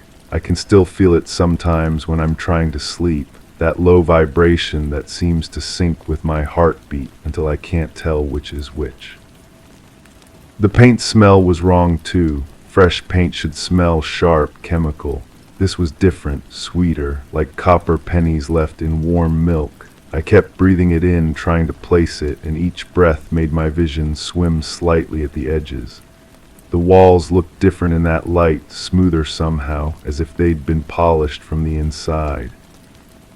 I remember standing in the living room, but the furniture wasn't where I'd left it. The couch faced the wrong direction. The coffee table sat at an angle that made no sense. Everything looked staged, like a room in a catalog where nothing quite belongs to anyone. But that might have been later or before. The timeline keeps shifting when I try to pin it down. There was someone in the kitchen. I think there was someone in the kitchen. I could hear the soft scrape of a chair against linoleum, the whisper of fabric against fabric. But when I called out, the sound stopped so abruptly it felt like the house was holding its breath. I waited for a response that never came, and the silence stretched until it became its own kind of noise. My reflection in the hallway mirror looked tired, more tired than I felt, with shadows under my eyes that seemed too dark for the lighting. I touched my face and watched my reflection do the same, but there was a delay, just a fraction of a second, like looking at myself through water. I kept staring, waiting for the delay to happen again, but mirrors don't lie twice in the same way. The basement door was open. I know I always kept it closed, the old wood warped enough that you had to really pull to get it shut properly. But there it was, hanging open just wide enough to let the cool air drift up from below. The air smelled like earth and something else, something that made my mouth water in a way that felt wrong. I stood at the top of the stairs, listening to the silence below, and I swear I could hear breathing that wasn't mine. I remember the phone ringing, but when I picked it up, there was only that same low hum, transmitted through the receiver and directly into my ear. It felt intimate, invasive, like someone whispering secrets in a language I almost understood. I held the phone away from my ear, but I could still hear it, still feel it resonating in my skull. When I hung up, my hand was shaking. The windows were clean, cleaner than I'd ever seen them, so transparent they barely seemed to exist. I could see through to the yard with perfect clarity, every blade of grass distinct, every shadow sharp-edged. But the view was wrong somehow. The tree was there, but fuller. The fence looked newer. Even the sky seemed a shade off, like someone had adjusted the color just enough to make it unsettling. There was a photograph on the mantel that I didn't recognize. It showed a room that looked like my living room, but the angles were wrong, the proportions shifted. In the photo, someone sat in my chair, but their face was turned away, obscured by shadow. I picked up the frame, and the glass was warm to the touch, as if it had been sitting in sunlight, though the room was dim. I keep coming back to the feeling of being watched, not from outside, but from within the house itself, as if the walls had developed eyes I couldn't see. Every time I moved from room to room, I felt like I was being tracked, catalogued, studied. The sensation was strongest in the hallway, where the fresh paint smell lingered and the air felt thick enough to swim through. The water from the kitchen faucet tasted metallic. I let it run, thinking it might clear, but the taste only intensified. When I cupped my hands under the stream, the water felt warmer than it should, almost body temperature. I looked down at my reflection in the surface and saw my face wavering, distorted, like I was looking up at myself from the bottom of a well. There was music playing somewhere, not from a radio or stereo, but filtering through the walls themselves, muffled and distant. A melody I almost recognized, played on instruments I couldn't identify. The tune was simple, repetitive, the kind that gets stuck in your head and plays on loop until you want to scream. But when I tried to follow the sound to its source, it seemed to move, always coming from the room I'd just left. I found myself in the bedroom, though I don't remember walking there. The bed was made with corners so sharp they could cut paper, hospital perfect in a way I'd never managed. The pillows were fluffed and positioned just so, as if waiting for someone who would never arrive. I sat on the edge and felt the mattress respond differently, firmer, like it had been replaced with something that only resembled a bed. The closet door was cracked open, and I could see my clothes hanging inside, but they looked different, cleaner, newer, as if they'd been washed and pressed by hands more careful than mine. I reached for a shirt and felt the fabric, smooth and slightly warm, like it had just come off someone else's body. The scent was wrong too, not my detergent, not my fabric softener, but something floral and cloying that made my stomach turn.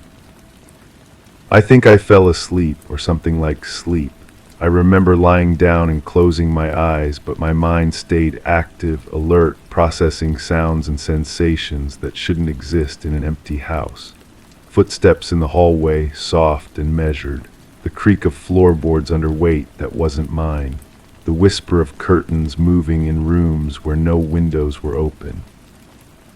When I opened my eyes, the light had changed. Not darker or brighter, but different somehow, as if it was coming from a different sun. The shadows fell at impossible angles, and everything looked slightly overexposed, like a photograph taken with too much flash. I sat up and felt dizzy, disoriented, like I'd been spinning in place for hours. The hum was stronger now, pulsing in rhythm with something I couldn't identify. It seemed to come from everywhere at once, the walls, the floor, the air itself vibrating with that low, persistent frequency. I pressed my hands to my ears, but it didn't help. The sound was inside me now, part of me, like it had always been there, and I was just now learning to hear it. I walked through the house again, room by room, trying to catalog what was different, what was wrong.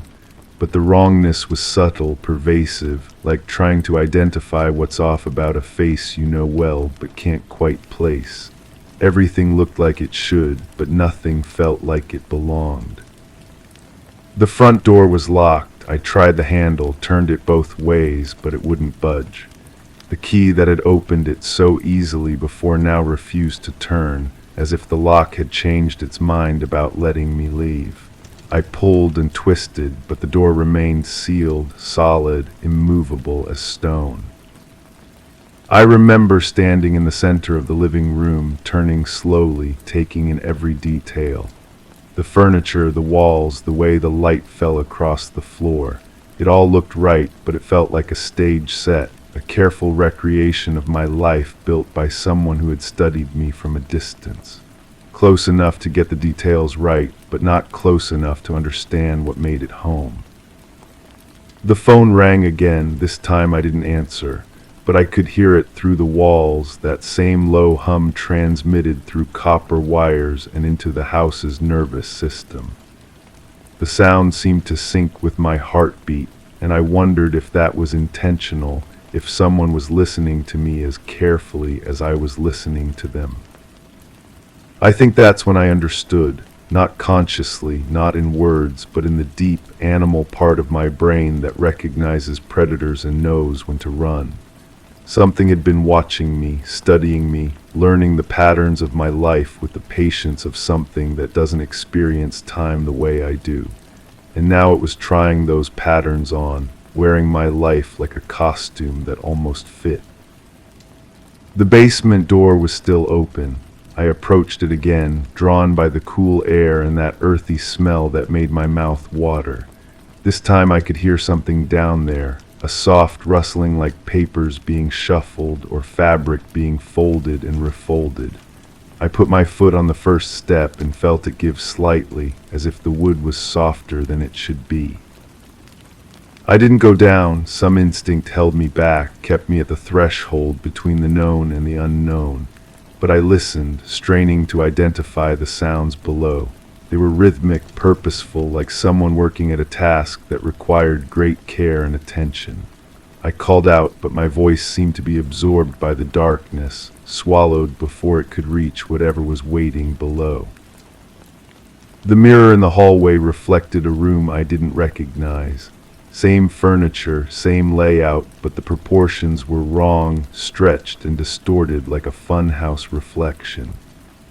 I stood in front of it, watching myself watch myself, and noticed that my reflection's eyes seemed to focus on something just over my shoulder, something I couldn't see when I turned around.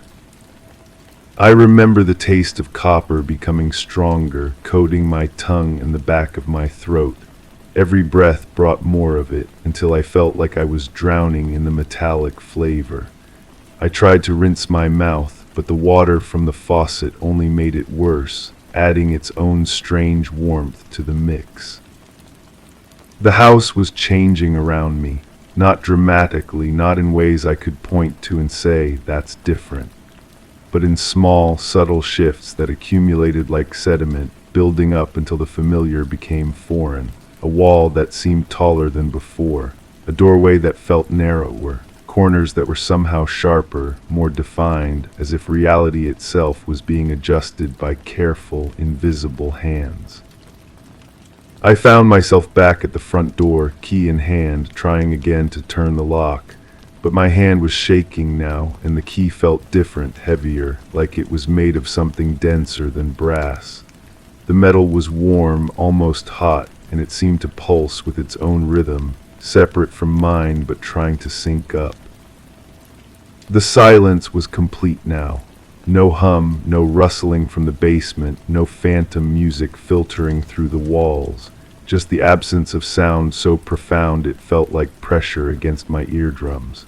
I could hear my own heartbeat, my own breathing, magnified and echoing in the stillness until I sounded like a stranger to myself.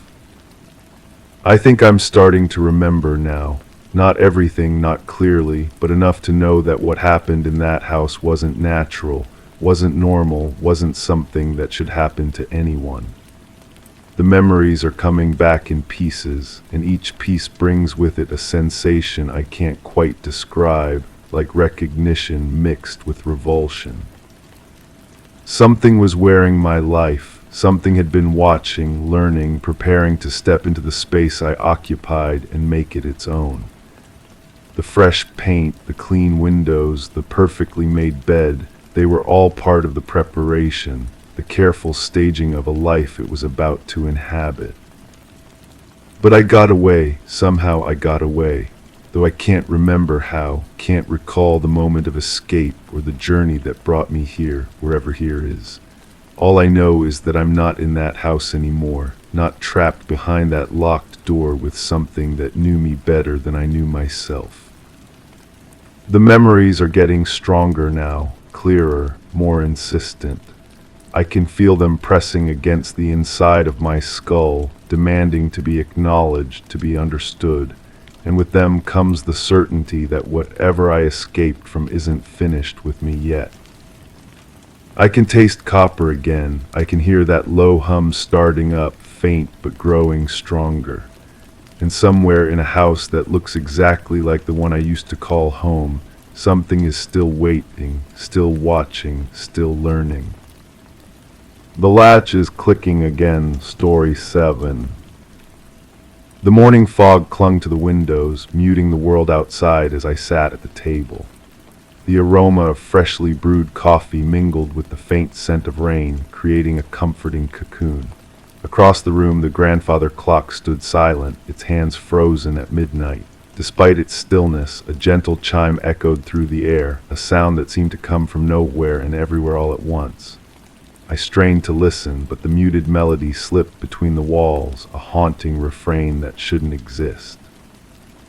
The clock remained unmoving, but the chime continued, a ghostly echo whispering of something unseen, something unsettled. I suppose it started with the light. In the first dream, there was just this oval glow hovering above me, pulsing like a slow breath. I remember thinking it was odd how still it remained, how perfectly centered over my bed. The light had this quality to it, not warm like a lamp, not harsh like fluorescent bulbs, just there, present, watching. The dream felt ordinary otherwise. I was lying in my bedroom, the same cream-colored walls, the same crack running along the ceiling near the window. Everything exactly as it should be except for that light. When I woke, I dismissed it as stress. Work had been demanding lately, and my mind was probably just processing the day's tensions through some strange visual metaphor. But the light returned. The second dream lasted longer, unfolding like a slow-motion film reel. The oval glow was still there, but now it moved, not quickly, not dramatically. Just a gentle drift from left to right, then back again, as if it were scanning, searching. In this dream there was a sound, a constant hum, like someone was modulating a frequency only I could hear. It started low, almost below perception, then gradually rose until it filled the space between my ears. The sound had texture to it, metallic and clean, but with something underneath that felt almost organic, almost alive. I tried to sit up in the dream, but my body wouldn't respond. Not paralyzed exactly, more like I was suspended in something thick and invisible. I felt as if I were being lifted, though no part of my body moved. The sensation was gentle, almost nurturing, but wrong in a way I couldn't articulate. The voice came near the end of that second dream, distant and muffled like someone speaking through water. I couldn't make out the words, but the cadence was deliberate, measured. It wasn't speaking to me, I realized. It was speaking about me. When I woke from that dream, my sheets were damp with sweat, and there was a sharp scent in the air, like ozone after a storm, but cleaner, more artificial. I opened the windows to air out the room, but the smell lingered for hours. That's when I started noticing things. Small things at first. My coffee mug was on the wrong side of the sink when I came down for breakfast. I always placed it on the right, but there it was on the left. The book I'd been reading was open to a page I didn't remember reaching. My car keys were in my jacket pocket instead of on the hook by the door. These details felt pulled from somewhere else, like fragments of someone else's routine had somehow mixed with mine. I told myself I was simply more tired than usual, that my attention was scattered. But deep down, something was stirring, a recognition I couldn't quite grasp. The third dream changed everything. This time the oval light wasn't alone. There were others, smaller and dimmer, arranged in a pattern I couldn't quite comprehend. They moved in coordination, like a slow dance performed by beings made of pure illumination.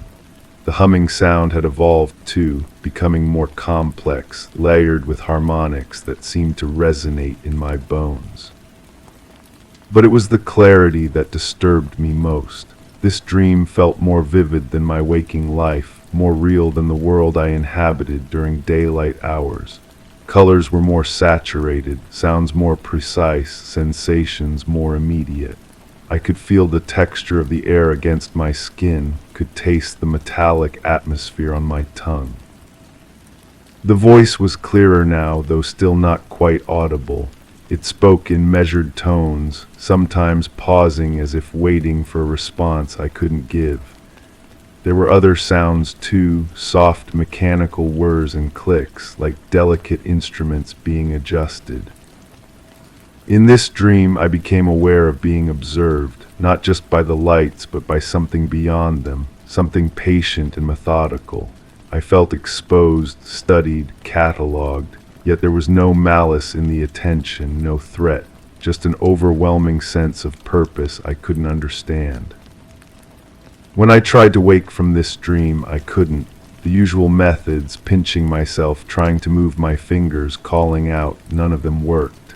I was held in place by the dream's gravity, unable to surface. The oval light pulsed brighter, and I felt myself sinking deeper into whatever reality this was. I woke suddenly, violently, my heart hammering against my ribs, but something was wrong. The room looked different, though I couldn't pinpoint how. The shadows fell at strange angles, and the air felt thicker, more resistant. When I reached for the bedside lamp, my hand encountered something else first, something small and smooth and warm. I turned on the light and found a small metallic object on my nightstand, perfectly round, about the size of a coin, but seamlessly smooth with no markings or edges. It seemed to absorb light rather than reflect it, creating a small void in the illuminated space around it. I had never seen this object before, I was certain of that, yet holding it felt familiar, like retrieving something I had temporarily misplaced. The contamination began then. During the day, I would hear the humming sound in moments of silence. Sitting in my office, the frequency would emerge from beneath the ambient noise of air conditioning and distant traffic. In the shower, between the sounds of water and steam, that metallic resonance would surface just at the edge of perception. I started seeing lights that weren't there, oval glows reflected in windows, caught in peripheral vision, gone when I turned to look directly. My colleagues didn't seem to notice them, didn't react when I paused mid-conversation to track a moving illumination across the conference room wall. My sense of passing moments became unreliable. I would sit down to check emails and discover hours had elapsed without my awareness. Conversations felt like they were happening to someone else, my responses automatic and distant. I was present but not present, engaged but disconnected. The sharp, clean scent began appearing in my waking life too. In my car during the morning commute, in the grocery store between the produce and dairy sections, in my living room while watching television. Always brief, always surprising, always accompanied by a moment of profound disorientation. I started finding small wounds on my body, tiny punctures on my arms, perfectly round and painless. They appeared overnight, healing quickly, leaving only the faintest marks. When I examined them closely, they seemed too precise to be accidental, too clean to be natural. The dreams continued, but now they felt less like dreams and more like appointments. I would lie down each night with a sense of expectation, almost anticipation. The oval light would be waiting, patient and familiar. The humming would welcome me back like an old friend. In these recurring visions, I began to understand that I was part of something larger, not threatened or harmed, but included, selected. The lights weren't studying me, they were updating me. The voice wasn't speaking about me, it was speaking with me, though I couldn't yet understand the language. The mechanical sounds became more distinct, more purposeful. I could identify individual instruments, could track their movements around me. Sometimes I felt gentle pressure on my arms, my forehead, my chest. Never painful, always careful, like a medical examination performed by beings who understood my fragility. I started to suspect these weren't dreams at all. The realization came gradually, like a photograph developing in slow motion. The details were too consistent, too connected to my waking life. The objects that appeared in my home, the wounds on my body, the scents and sounds that followed me through my days, they were all evidence of something real. Something that was happening to me, not something I was imagining. But if they weren't dreams, what were they, and why couldn't I remember them clearly? The experiences felt simultaneously vivid and distant, immediate and forgotten. Like memories that had been carefully edited, important details preserved while the context was gently erased. I began to research, though I wasn't sure what I was looking for, stories of others who had experienced similar things, scientific explanations for the phenomena I was observing, rational frameworks that could contain what was happening to me. But every explanation felt inadequate, every rational interpretation missed something essential. The experience was too nuanced, too carefully orchestrated to be random, too purposeful to be meaningless. The dreams, or whatever they were, began to feel like a conversation I was slowly learning to understand. The lights moved in response to my thoughts. The humming adjusted to my emotional state. The voice became more patient when I was confused, more animated when I was receptive. I was being prepared for something, though I couldn't grasp what. Each encounter built upon the previous one, adding layers of familiarity and comfort. What had initially felt alien was becoming natural, expected, even welcomed. The boundary between sleeping and waking dissolved entirely. I would find myself in the oval light's presence during what I thought were normal afternoons, only to discover later that hours had passed without my awareness. The humming sound became a constant companion, so integrated into my perception that silence felt incomplete without it. My reflection began to look different, not dramatically but subtly. My eyes seemed deeper, more aware. My movements became more deliberate, more purposeful. I felt like I was becoming a more refined version of myself, though I couldn't explain what was being refined or by whom. The metallic objects multiplied. I found them in my pockets, on my desk, nestled between the couch cushions, each one identical, perfectly smooth, warm to the touch. I collected them without conscious decision, drawn to their presence like a magnet to metal. Then came the night when everything changed. I lay down expecting the familiar routine, the gentle transition from waking consciousness to whatever state these encounters required. The oval light appeared as always, pulsing with its slow, steady rhythm. The humming filled the space around me, welcoming and familiar. But this time I remained fully aware, completely present. I could feel my body on the bed, could sense the room around me, while simultaneously experiencing the light and sound and presence that had become so familiar. The two realities existed simultaneously, overlapping and interweaving like double-exposed photographs. The voice spoke clearly now, though not in words I recognized, yet I understood it was thanking me, acknowledging my cooperation, my adaptation, my willingness to participate in something beyond my comprehension. I felt a profound sense of completion, as if a long process was reaching its conclusion. The lights moved in a final pattern, complex and beautiful, while the mechanical sounds performed what felt like a closing ceremony. The gentle pressure on my body was more pronounced now, more intentional, like a farewell embrace from beings I had learned to trust. When it ended, I expected to wake as I always did, but I didn't wake because I had never been asleep. I sat up in bed, fully conscious, fully present, and reached for the bedside lamp. My hand encountered the familiar smooth warmth of another metallic object, but this one was different, larger, more complex, with surfaces that shifted and changed under my touch. As I held it, the object began to emit its own light, a soft, oval glow that pulsed with the same rhythm I had grown to recognize. The humming sound emerged from it, gentle and welcoming, filling my bedroom with the frequency that had become as natural as my own heartbeat. I understood then that I was no longer just experiencing these encounters. I had become part of them.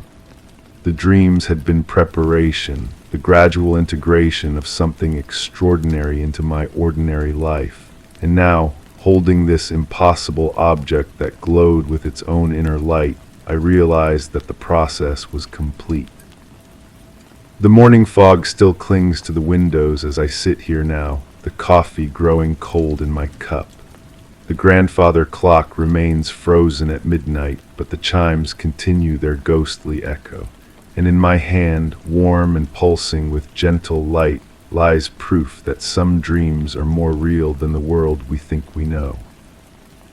The oval glow reflects in the foggy glass, and I can hear the humming beginning again, calling me back to a place that exists between sleeping and waking, between possible and impossible, between the life I thought I was living and the one I'm only now beginning to understand.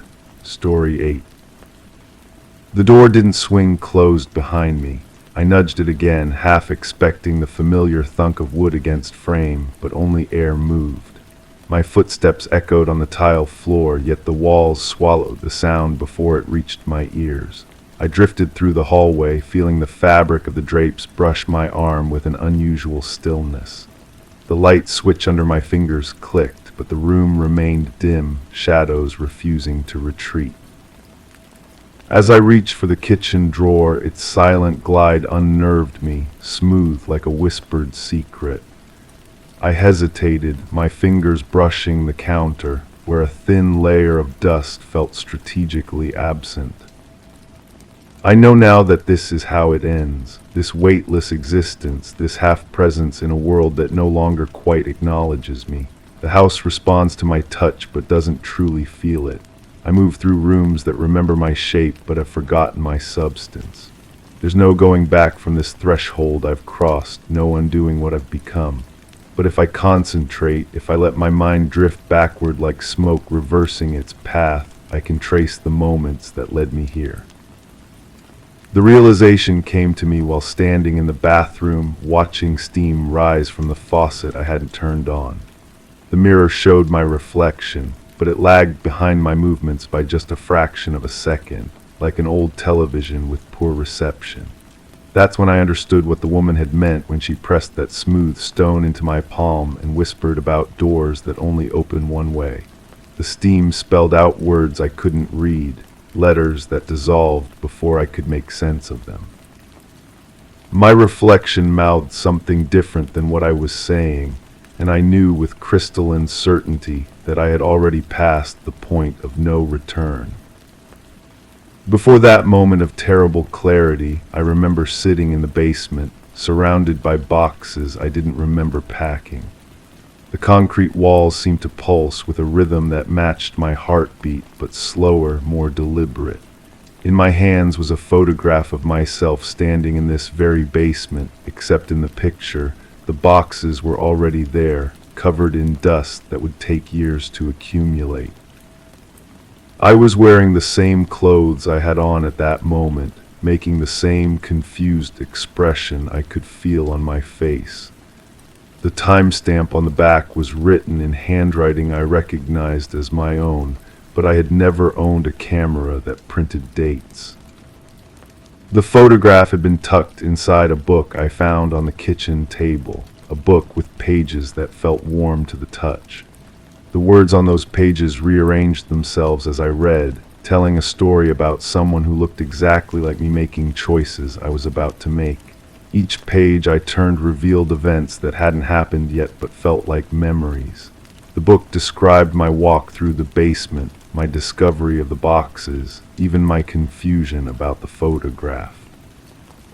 It was written in present tense but felt like a recollection, as if someone was remembering my future. I had been drawn to the kitchen by a sound that wasn't quite music and wasn't quite voices. It drifted up through the floorboards, a melody that seemed to know my name without ever saying it. The book was lying open on the table, though I was certain the surface had been clear when I walked through earlier. The pages fluttered without any breeze, and the warm sensation emanated from the binding like a small, living thing. As I picked it up, the sound from below grew louder, more insistent, and I realized it was coming from the basement I had been avoiding for weeks. Those weeks blur together now, but I remember the gradual changes. Doors that used to stick began opening too easily. The refrigerator hummed in harmonies instead of its usual monotone drone. Shadows fell at angles that didn't match the position of the sun. I started finding things in places I hadn't put them. My coffee mug in the bedroom, my keys in the freezer, my reflection in windows that faced the wrong direction. The house was preparing for something, rearranging itself around an event I couldn't yet see coming. The changes started after my conversation with the woman at the market. She had been standing by the produce, running her fingers over fruit that looked perfect but felt hollow when touched. Her eyes were the color of old pennies, and when she looked at me, I felt like she was reading text written on my bones. She asked if I had been hearing the music yet, and before I could answer, she pressed something small and smooth into my palm. When I looked down, it was gone, but my hand felt heavier, as if it was remembering the weight of something important. I had gone to the market because my usual grocery store felt wrong that morning. The aisles stretched longer than they should have, and the fluorescent lights cast shadows that moved independently of the people walking beneath them. Other customers spoke in whispers that sounded like static, and their shopping carts left no tracks on the freshly mopped floor. The checkout clerk's name tag was blank, and when she handed me my receipt, the paper crumbled to dust before I could read it. That's when I decided to try the smaller market across town, the one I had never noticed before despite driving past that corner hundreds of times. The drive there took longer than it should have, even though I hit every green light. The radio played songs I remembered from childhood, but with lyrics that had changed in subtle, unsettling ways. Familiar melodies carried words about doors and thresholds and the weight of stones that weren't there. The GPS on my phone showed me traveling in a straight line, but I could feel the car turning corners that didn't exist on any map. When I finally arrived, I sat in the parking lot for several minutes, watching other shoppers emerge from the store carrying bags that seemed too light for their contents. I had decided to leave the house that morning because the silence had become too loud. Every room hummed with an absence of sound that pressed against my eardrums like deep water. The walls breathed in rhythms that didn't match my own, and the floors creaked under footsteps I wasn't taking. I needed groceries, but more than that, I needed to be around other people, to confirm that the world outside still operated according to rules I understood. As I locked the front door behind me, I noticed that my key turned the wrong direction, but the lock clicked anyway.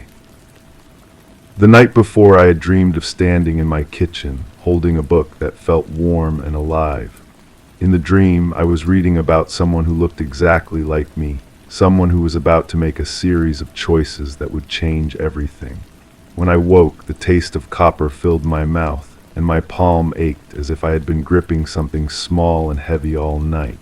The sheets were damp with sweat that smelled like basement air and old photographs. I stumbled to the kitchen for water, and for just a moment, I could have sworn I saw a book lying open on the table before my eyes fully adjusted to the darkness. But even before that dream, something had shifted. It started with the basement door, which I found standing open one morning despite being certain I had never unlocked it. The air that drifted up from below carried scents of dust and time and something else, something that reminded me of the way stones smell after rain. I closed the door and turned the lock, but throughout that entire morning I could hear sounds from below, the whisper of pages turning, the soft thud of boxes being moved, the quiet footsteps of someone who walked exactly like me. The basement had been sealed when I first moved into the house. The previous owner, a man with nervous hands and eyes that wouldn't meet mine, had mentioned something about water damage and recommended I never go down there. He gave me a key but suggested I throw it away, said some spaces were better left undisturbed. I'd kept the key anyway, hanging it on a hook by the back door where I could see it but never felt compelled to use it. Until that morning when I found the door open and realized the key was no longer on its hook. I remember the day I moved in, how the house had felt like it was holding its breath. The rooms were clean but somehow expectant, as if they had been waiting for someone specific to fill them. The basement door had a different kind of lock than the others, something old and heavy that looked like it belonged on a chest rather than a door. When I asked the previous owner about it, he had pressed the key into my hand with fingers that trembled slightly and said something about choices that echo backward through time. But the very beginning, the moment that set everything in motion, was smaller than I expected. I was standing in the kitchen of my new house, running my hand along the counter to feel for dust or grime the cleaners might have missed. My fingers found a small indentation in the surface, perfectly round and smooth, as if something had rested there for years, wearing away the material grain by grain. The shape felt familiar under my fingertips, though I had never seen it before. As I traced its outline, I heard the first whisper of music from somewhere below, and my palm began to ache with the phantom weight of something I had not yet lost. Story 9. I was fixed on the scene outside the narrow window, where the trees swayed out of rhythm with the wind. A soft rustling whispered in the eaves, the only sound amid the thickening dusk. My eyes traced the outline of the garden, but the silhouette I expected to recognize refused to take shape. It was as if the world beyond the glass misremembered its own design. I stayed still, my breath barely a ripple in the quiet. Suddenly a gleam, metallic and brief, winked from the garden's edge, a detail I knew had no place among the leaves. The humming started before I could place it. Not electrical, not mechanical, but something that made my teeth ache. It came from beneath, maybe from within the walls themselves. The sound had texture thick like honey but sharp at the edges. When I pressed my ear to the plaster, the vibration traveled through my skull, settling behind my eyes. The smell followed, metallic copper mixed with something burning that wasn't quite smoke. My fingertips tingled against the wall's surface, and for a moment I swore I felt it pulse, a heartbeat that wasn't mine. Someone was watching. The certainty crept up my spine like cold water. I couldn't tell if my eyes were open or closed, if I was standing or lying down. The presence felt close enough to touch, yet when I turned, and I think I turned, nothing occupied the space beside me, but the air held warmth where a body might have been. My skin prickled with awareness, every nerve ending alert to movement that never came. The sensation of being observed pressed against me like a physical weight, and I wondered if I was the one doing the watching, looking at myself from somewhere else entirely. My thoughts scattered like startled birds. Words formed in my mind that I hadn't chosen, sentences that felt foreign on my mental tongue. The voice inside my head spoke with unfamiliar rhythms, asking questions I didn't want to answer. My reflection in the bathroom mirror seemed delayed, moving a fraction of a second after I did. When I reached for the faucet, my hand hesitated as if it belonged to someone else.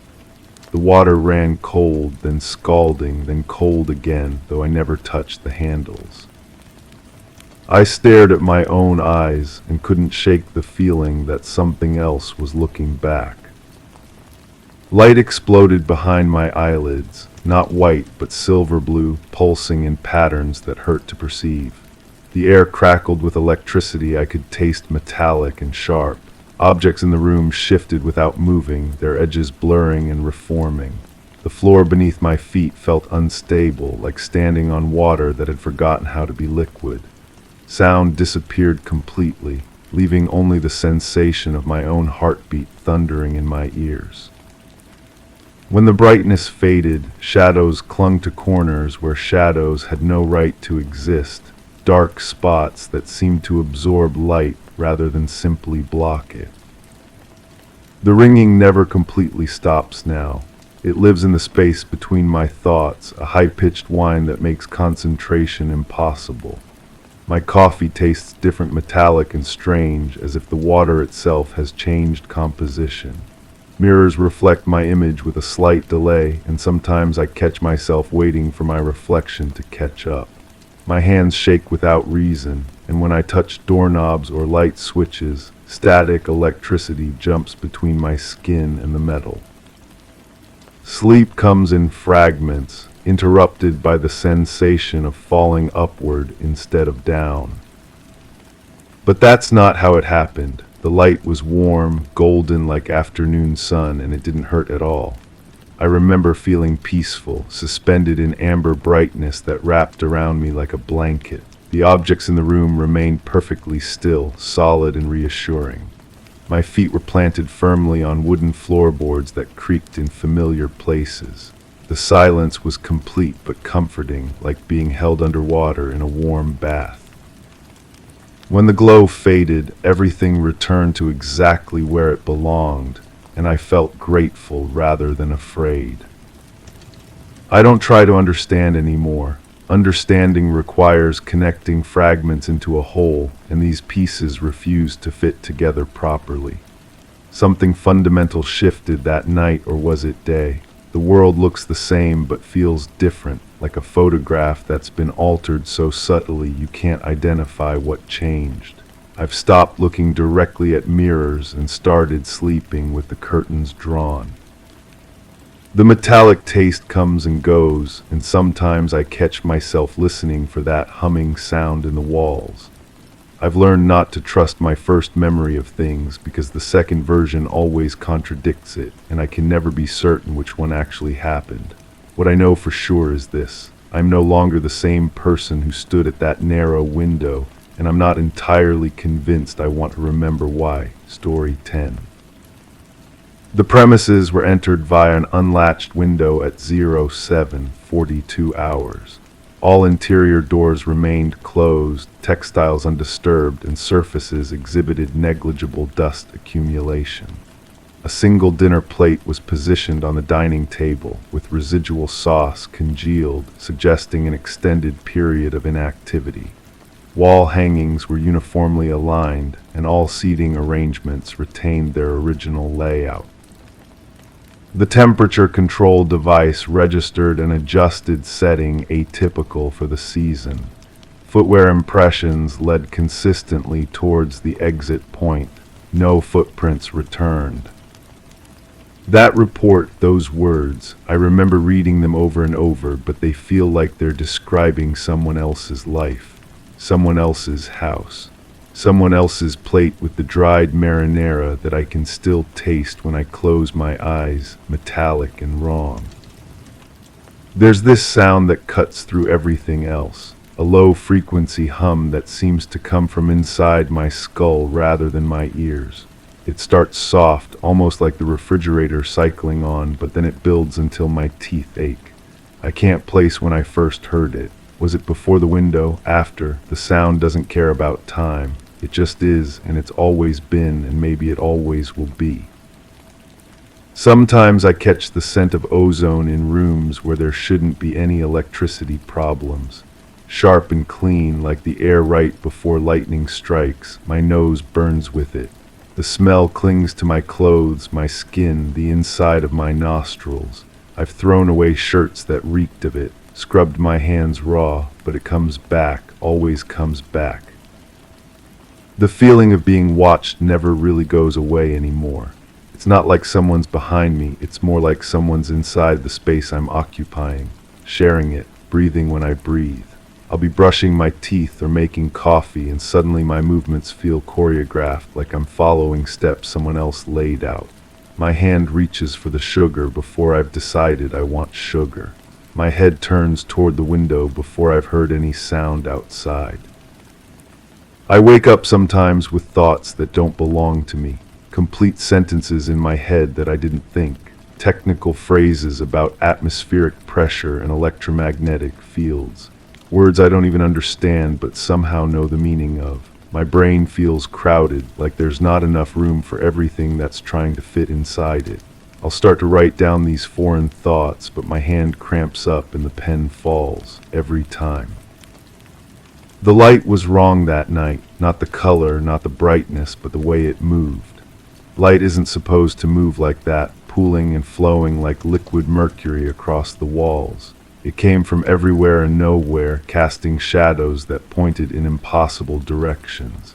My own shadow split into 3 distinct shapes, each one slightly out of sync with my movements. The air tasted copper and my skin felt electric, every hair standing on end. I can still feel the texture of that light on my face, warm but not comforting, invasive. It pressed against my eyelids even when I squeezed them shut.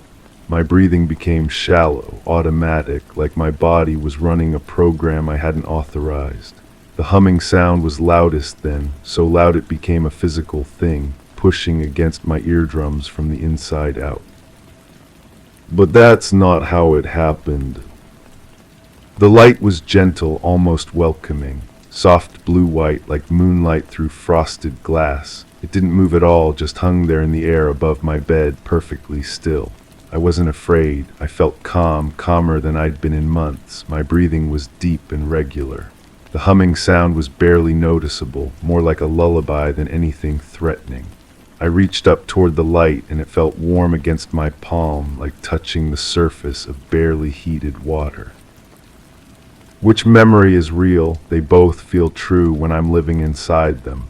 They both leave the same residue, the same taste of copper pennies and burnt ozone, the same sense that something fundamental shifted that night, like a gear clicking into a new position inside a machine I can't see.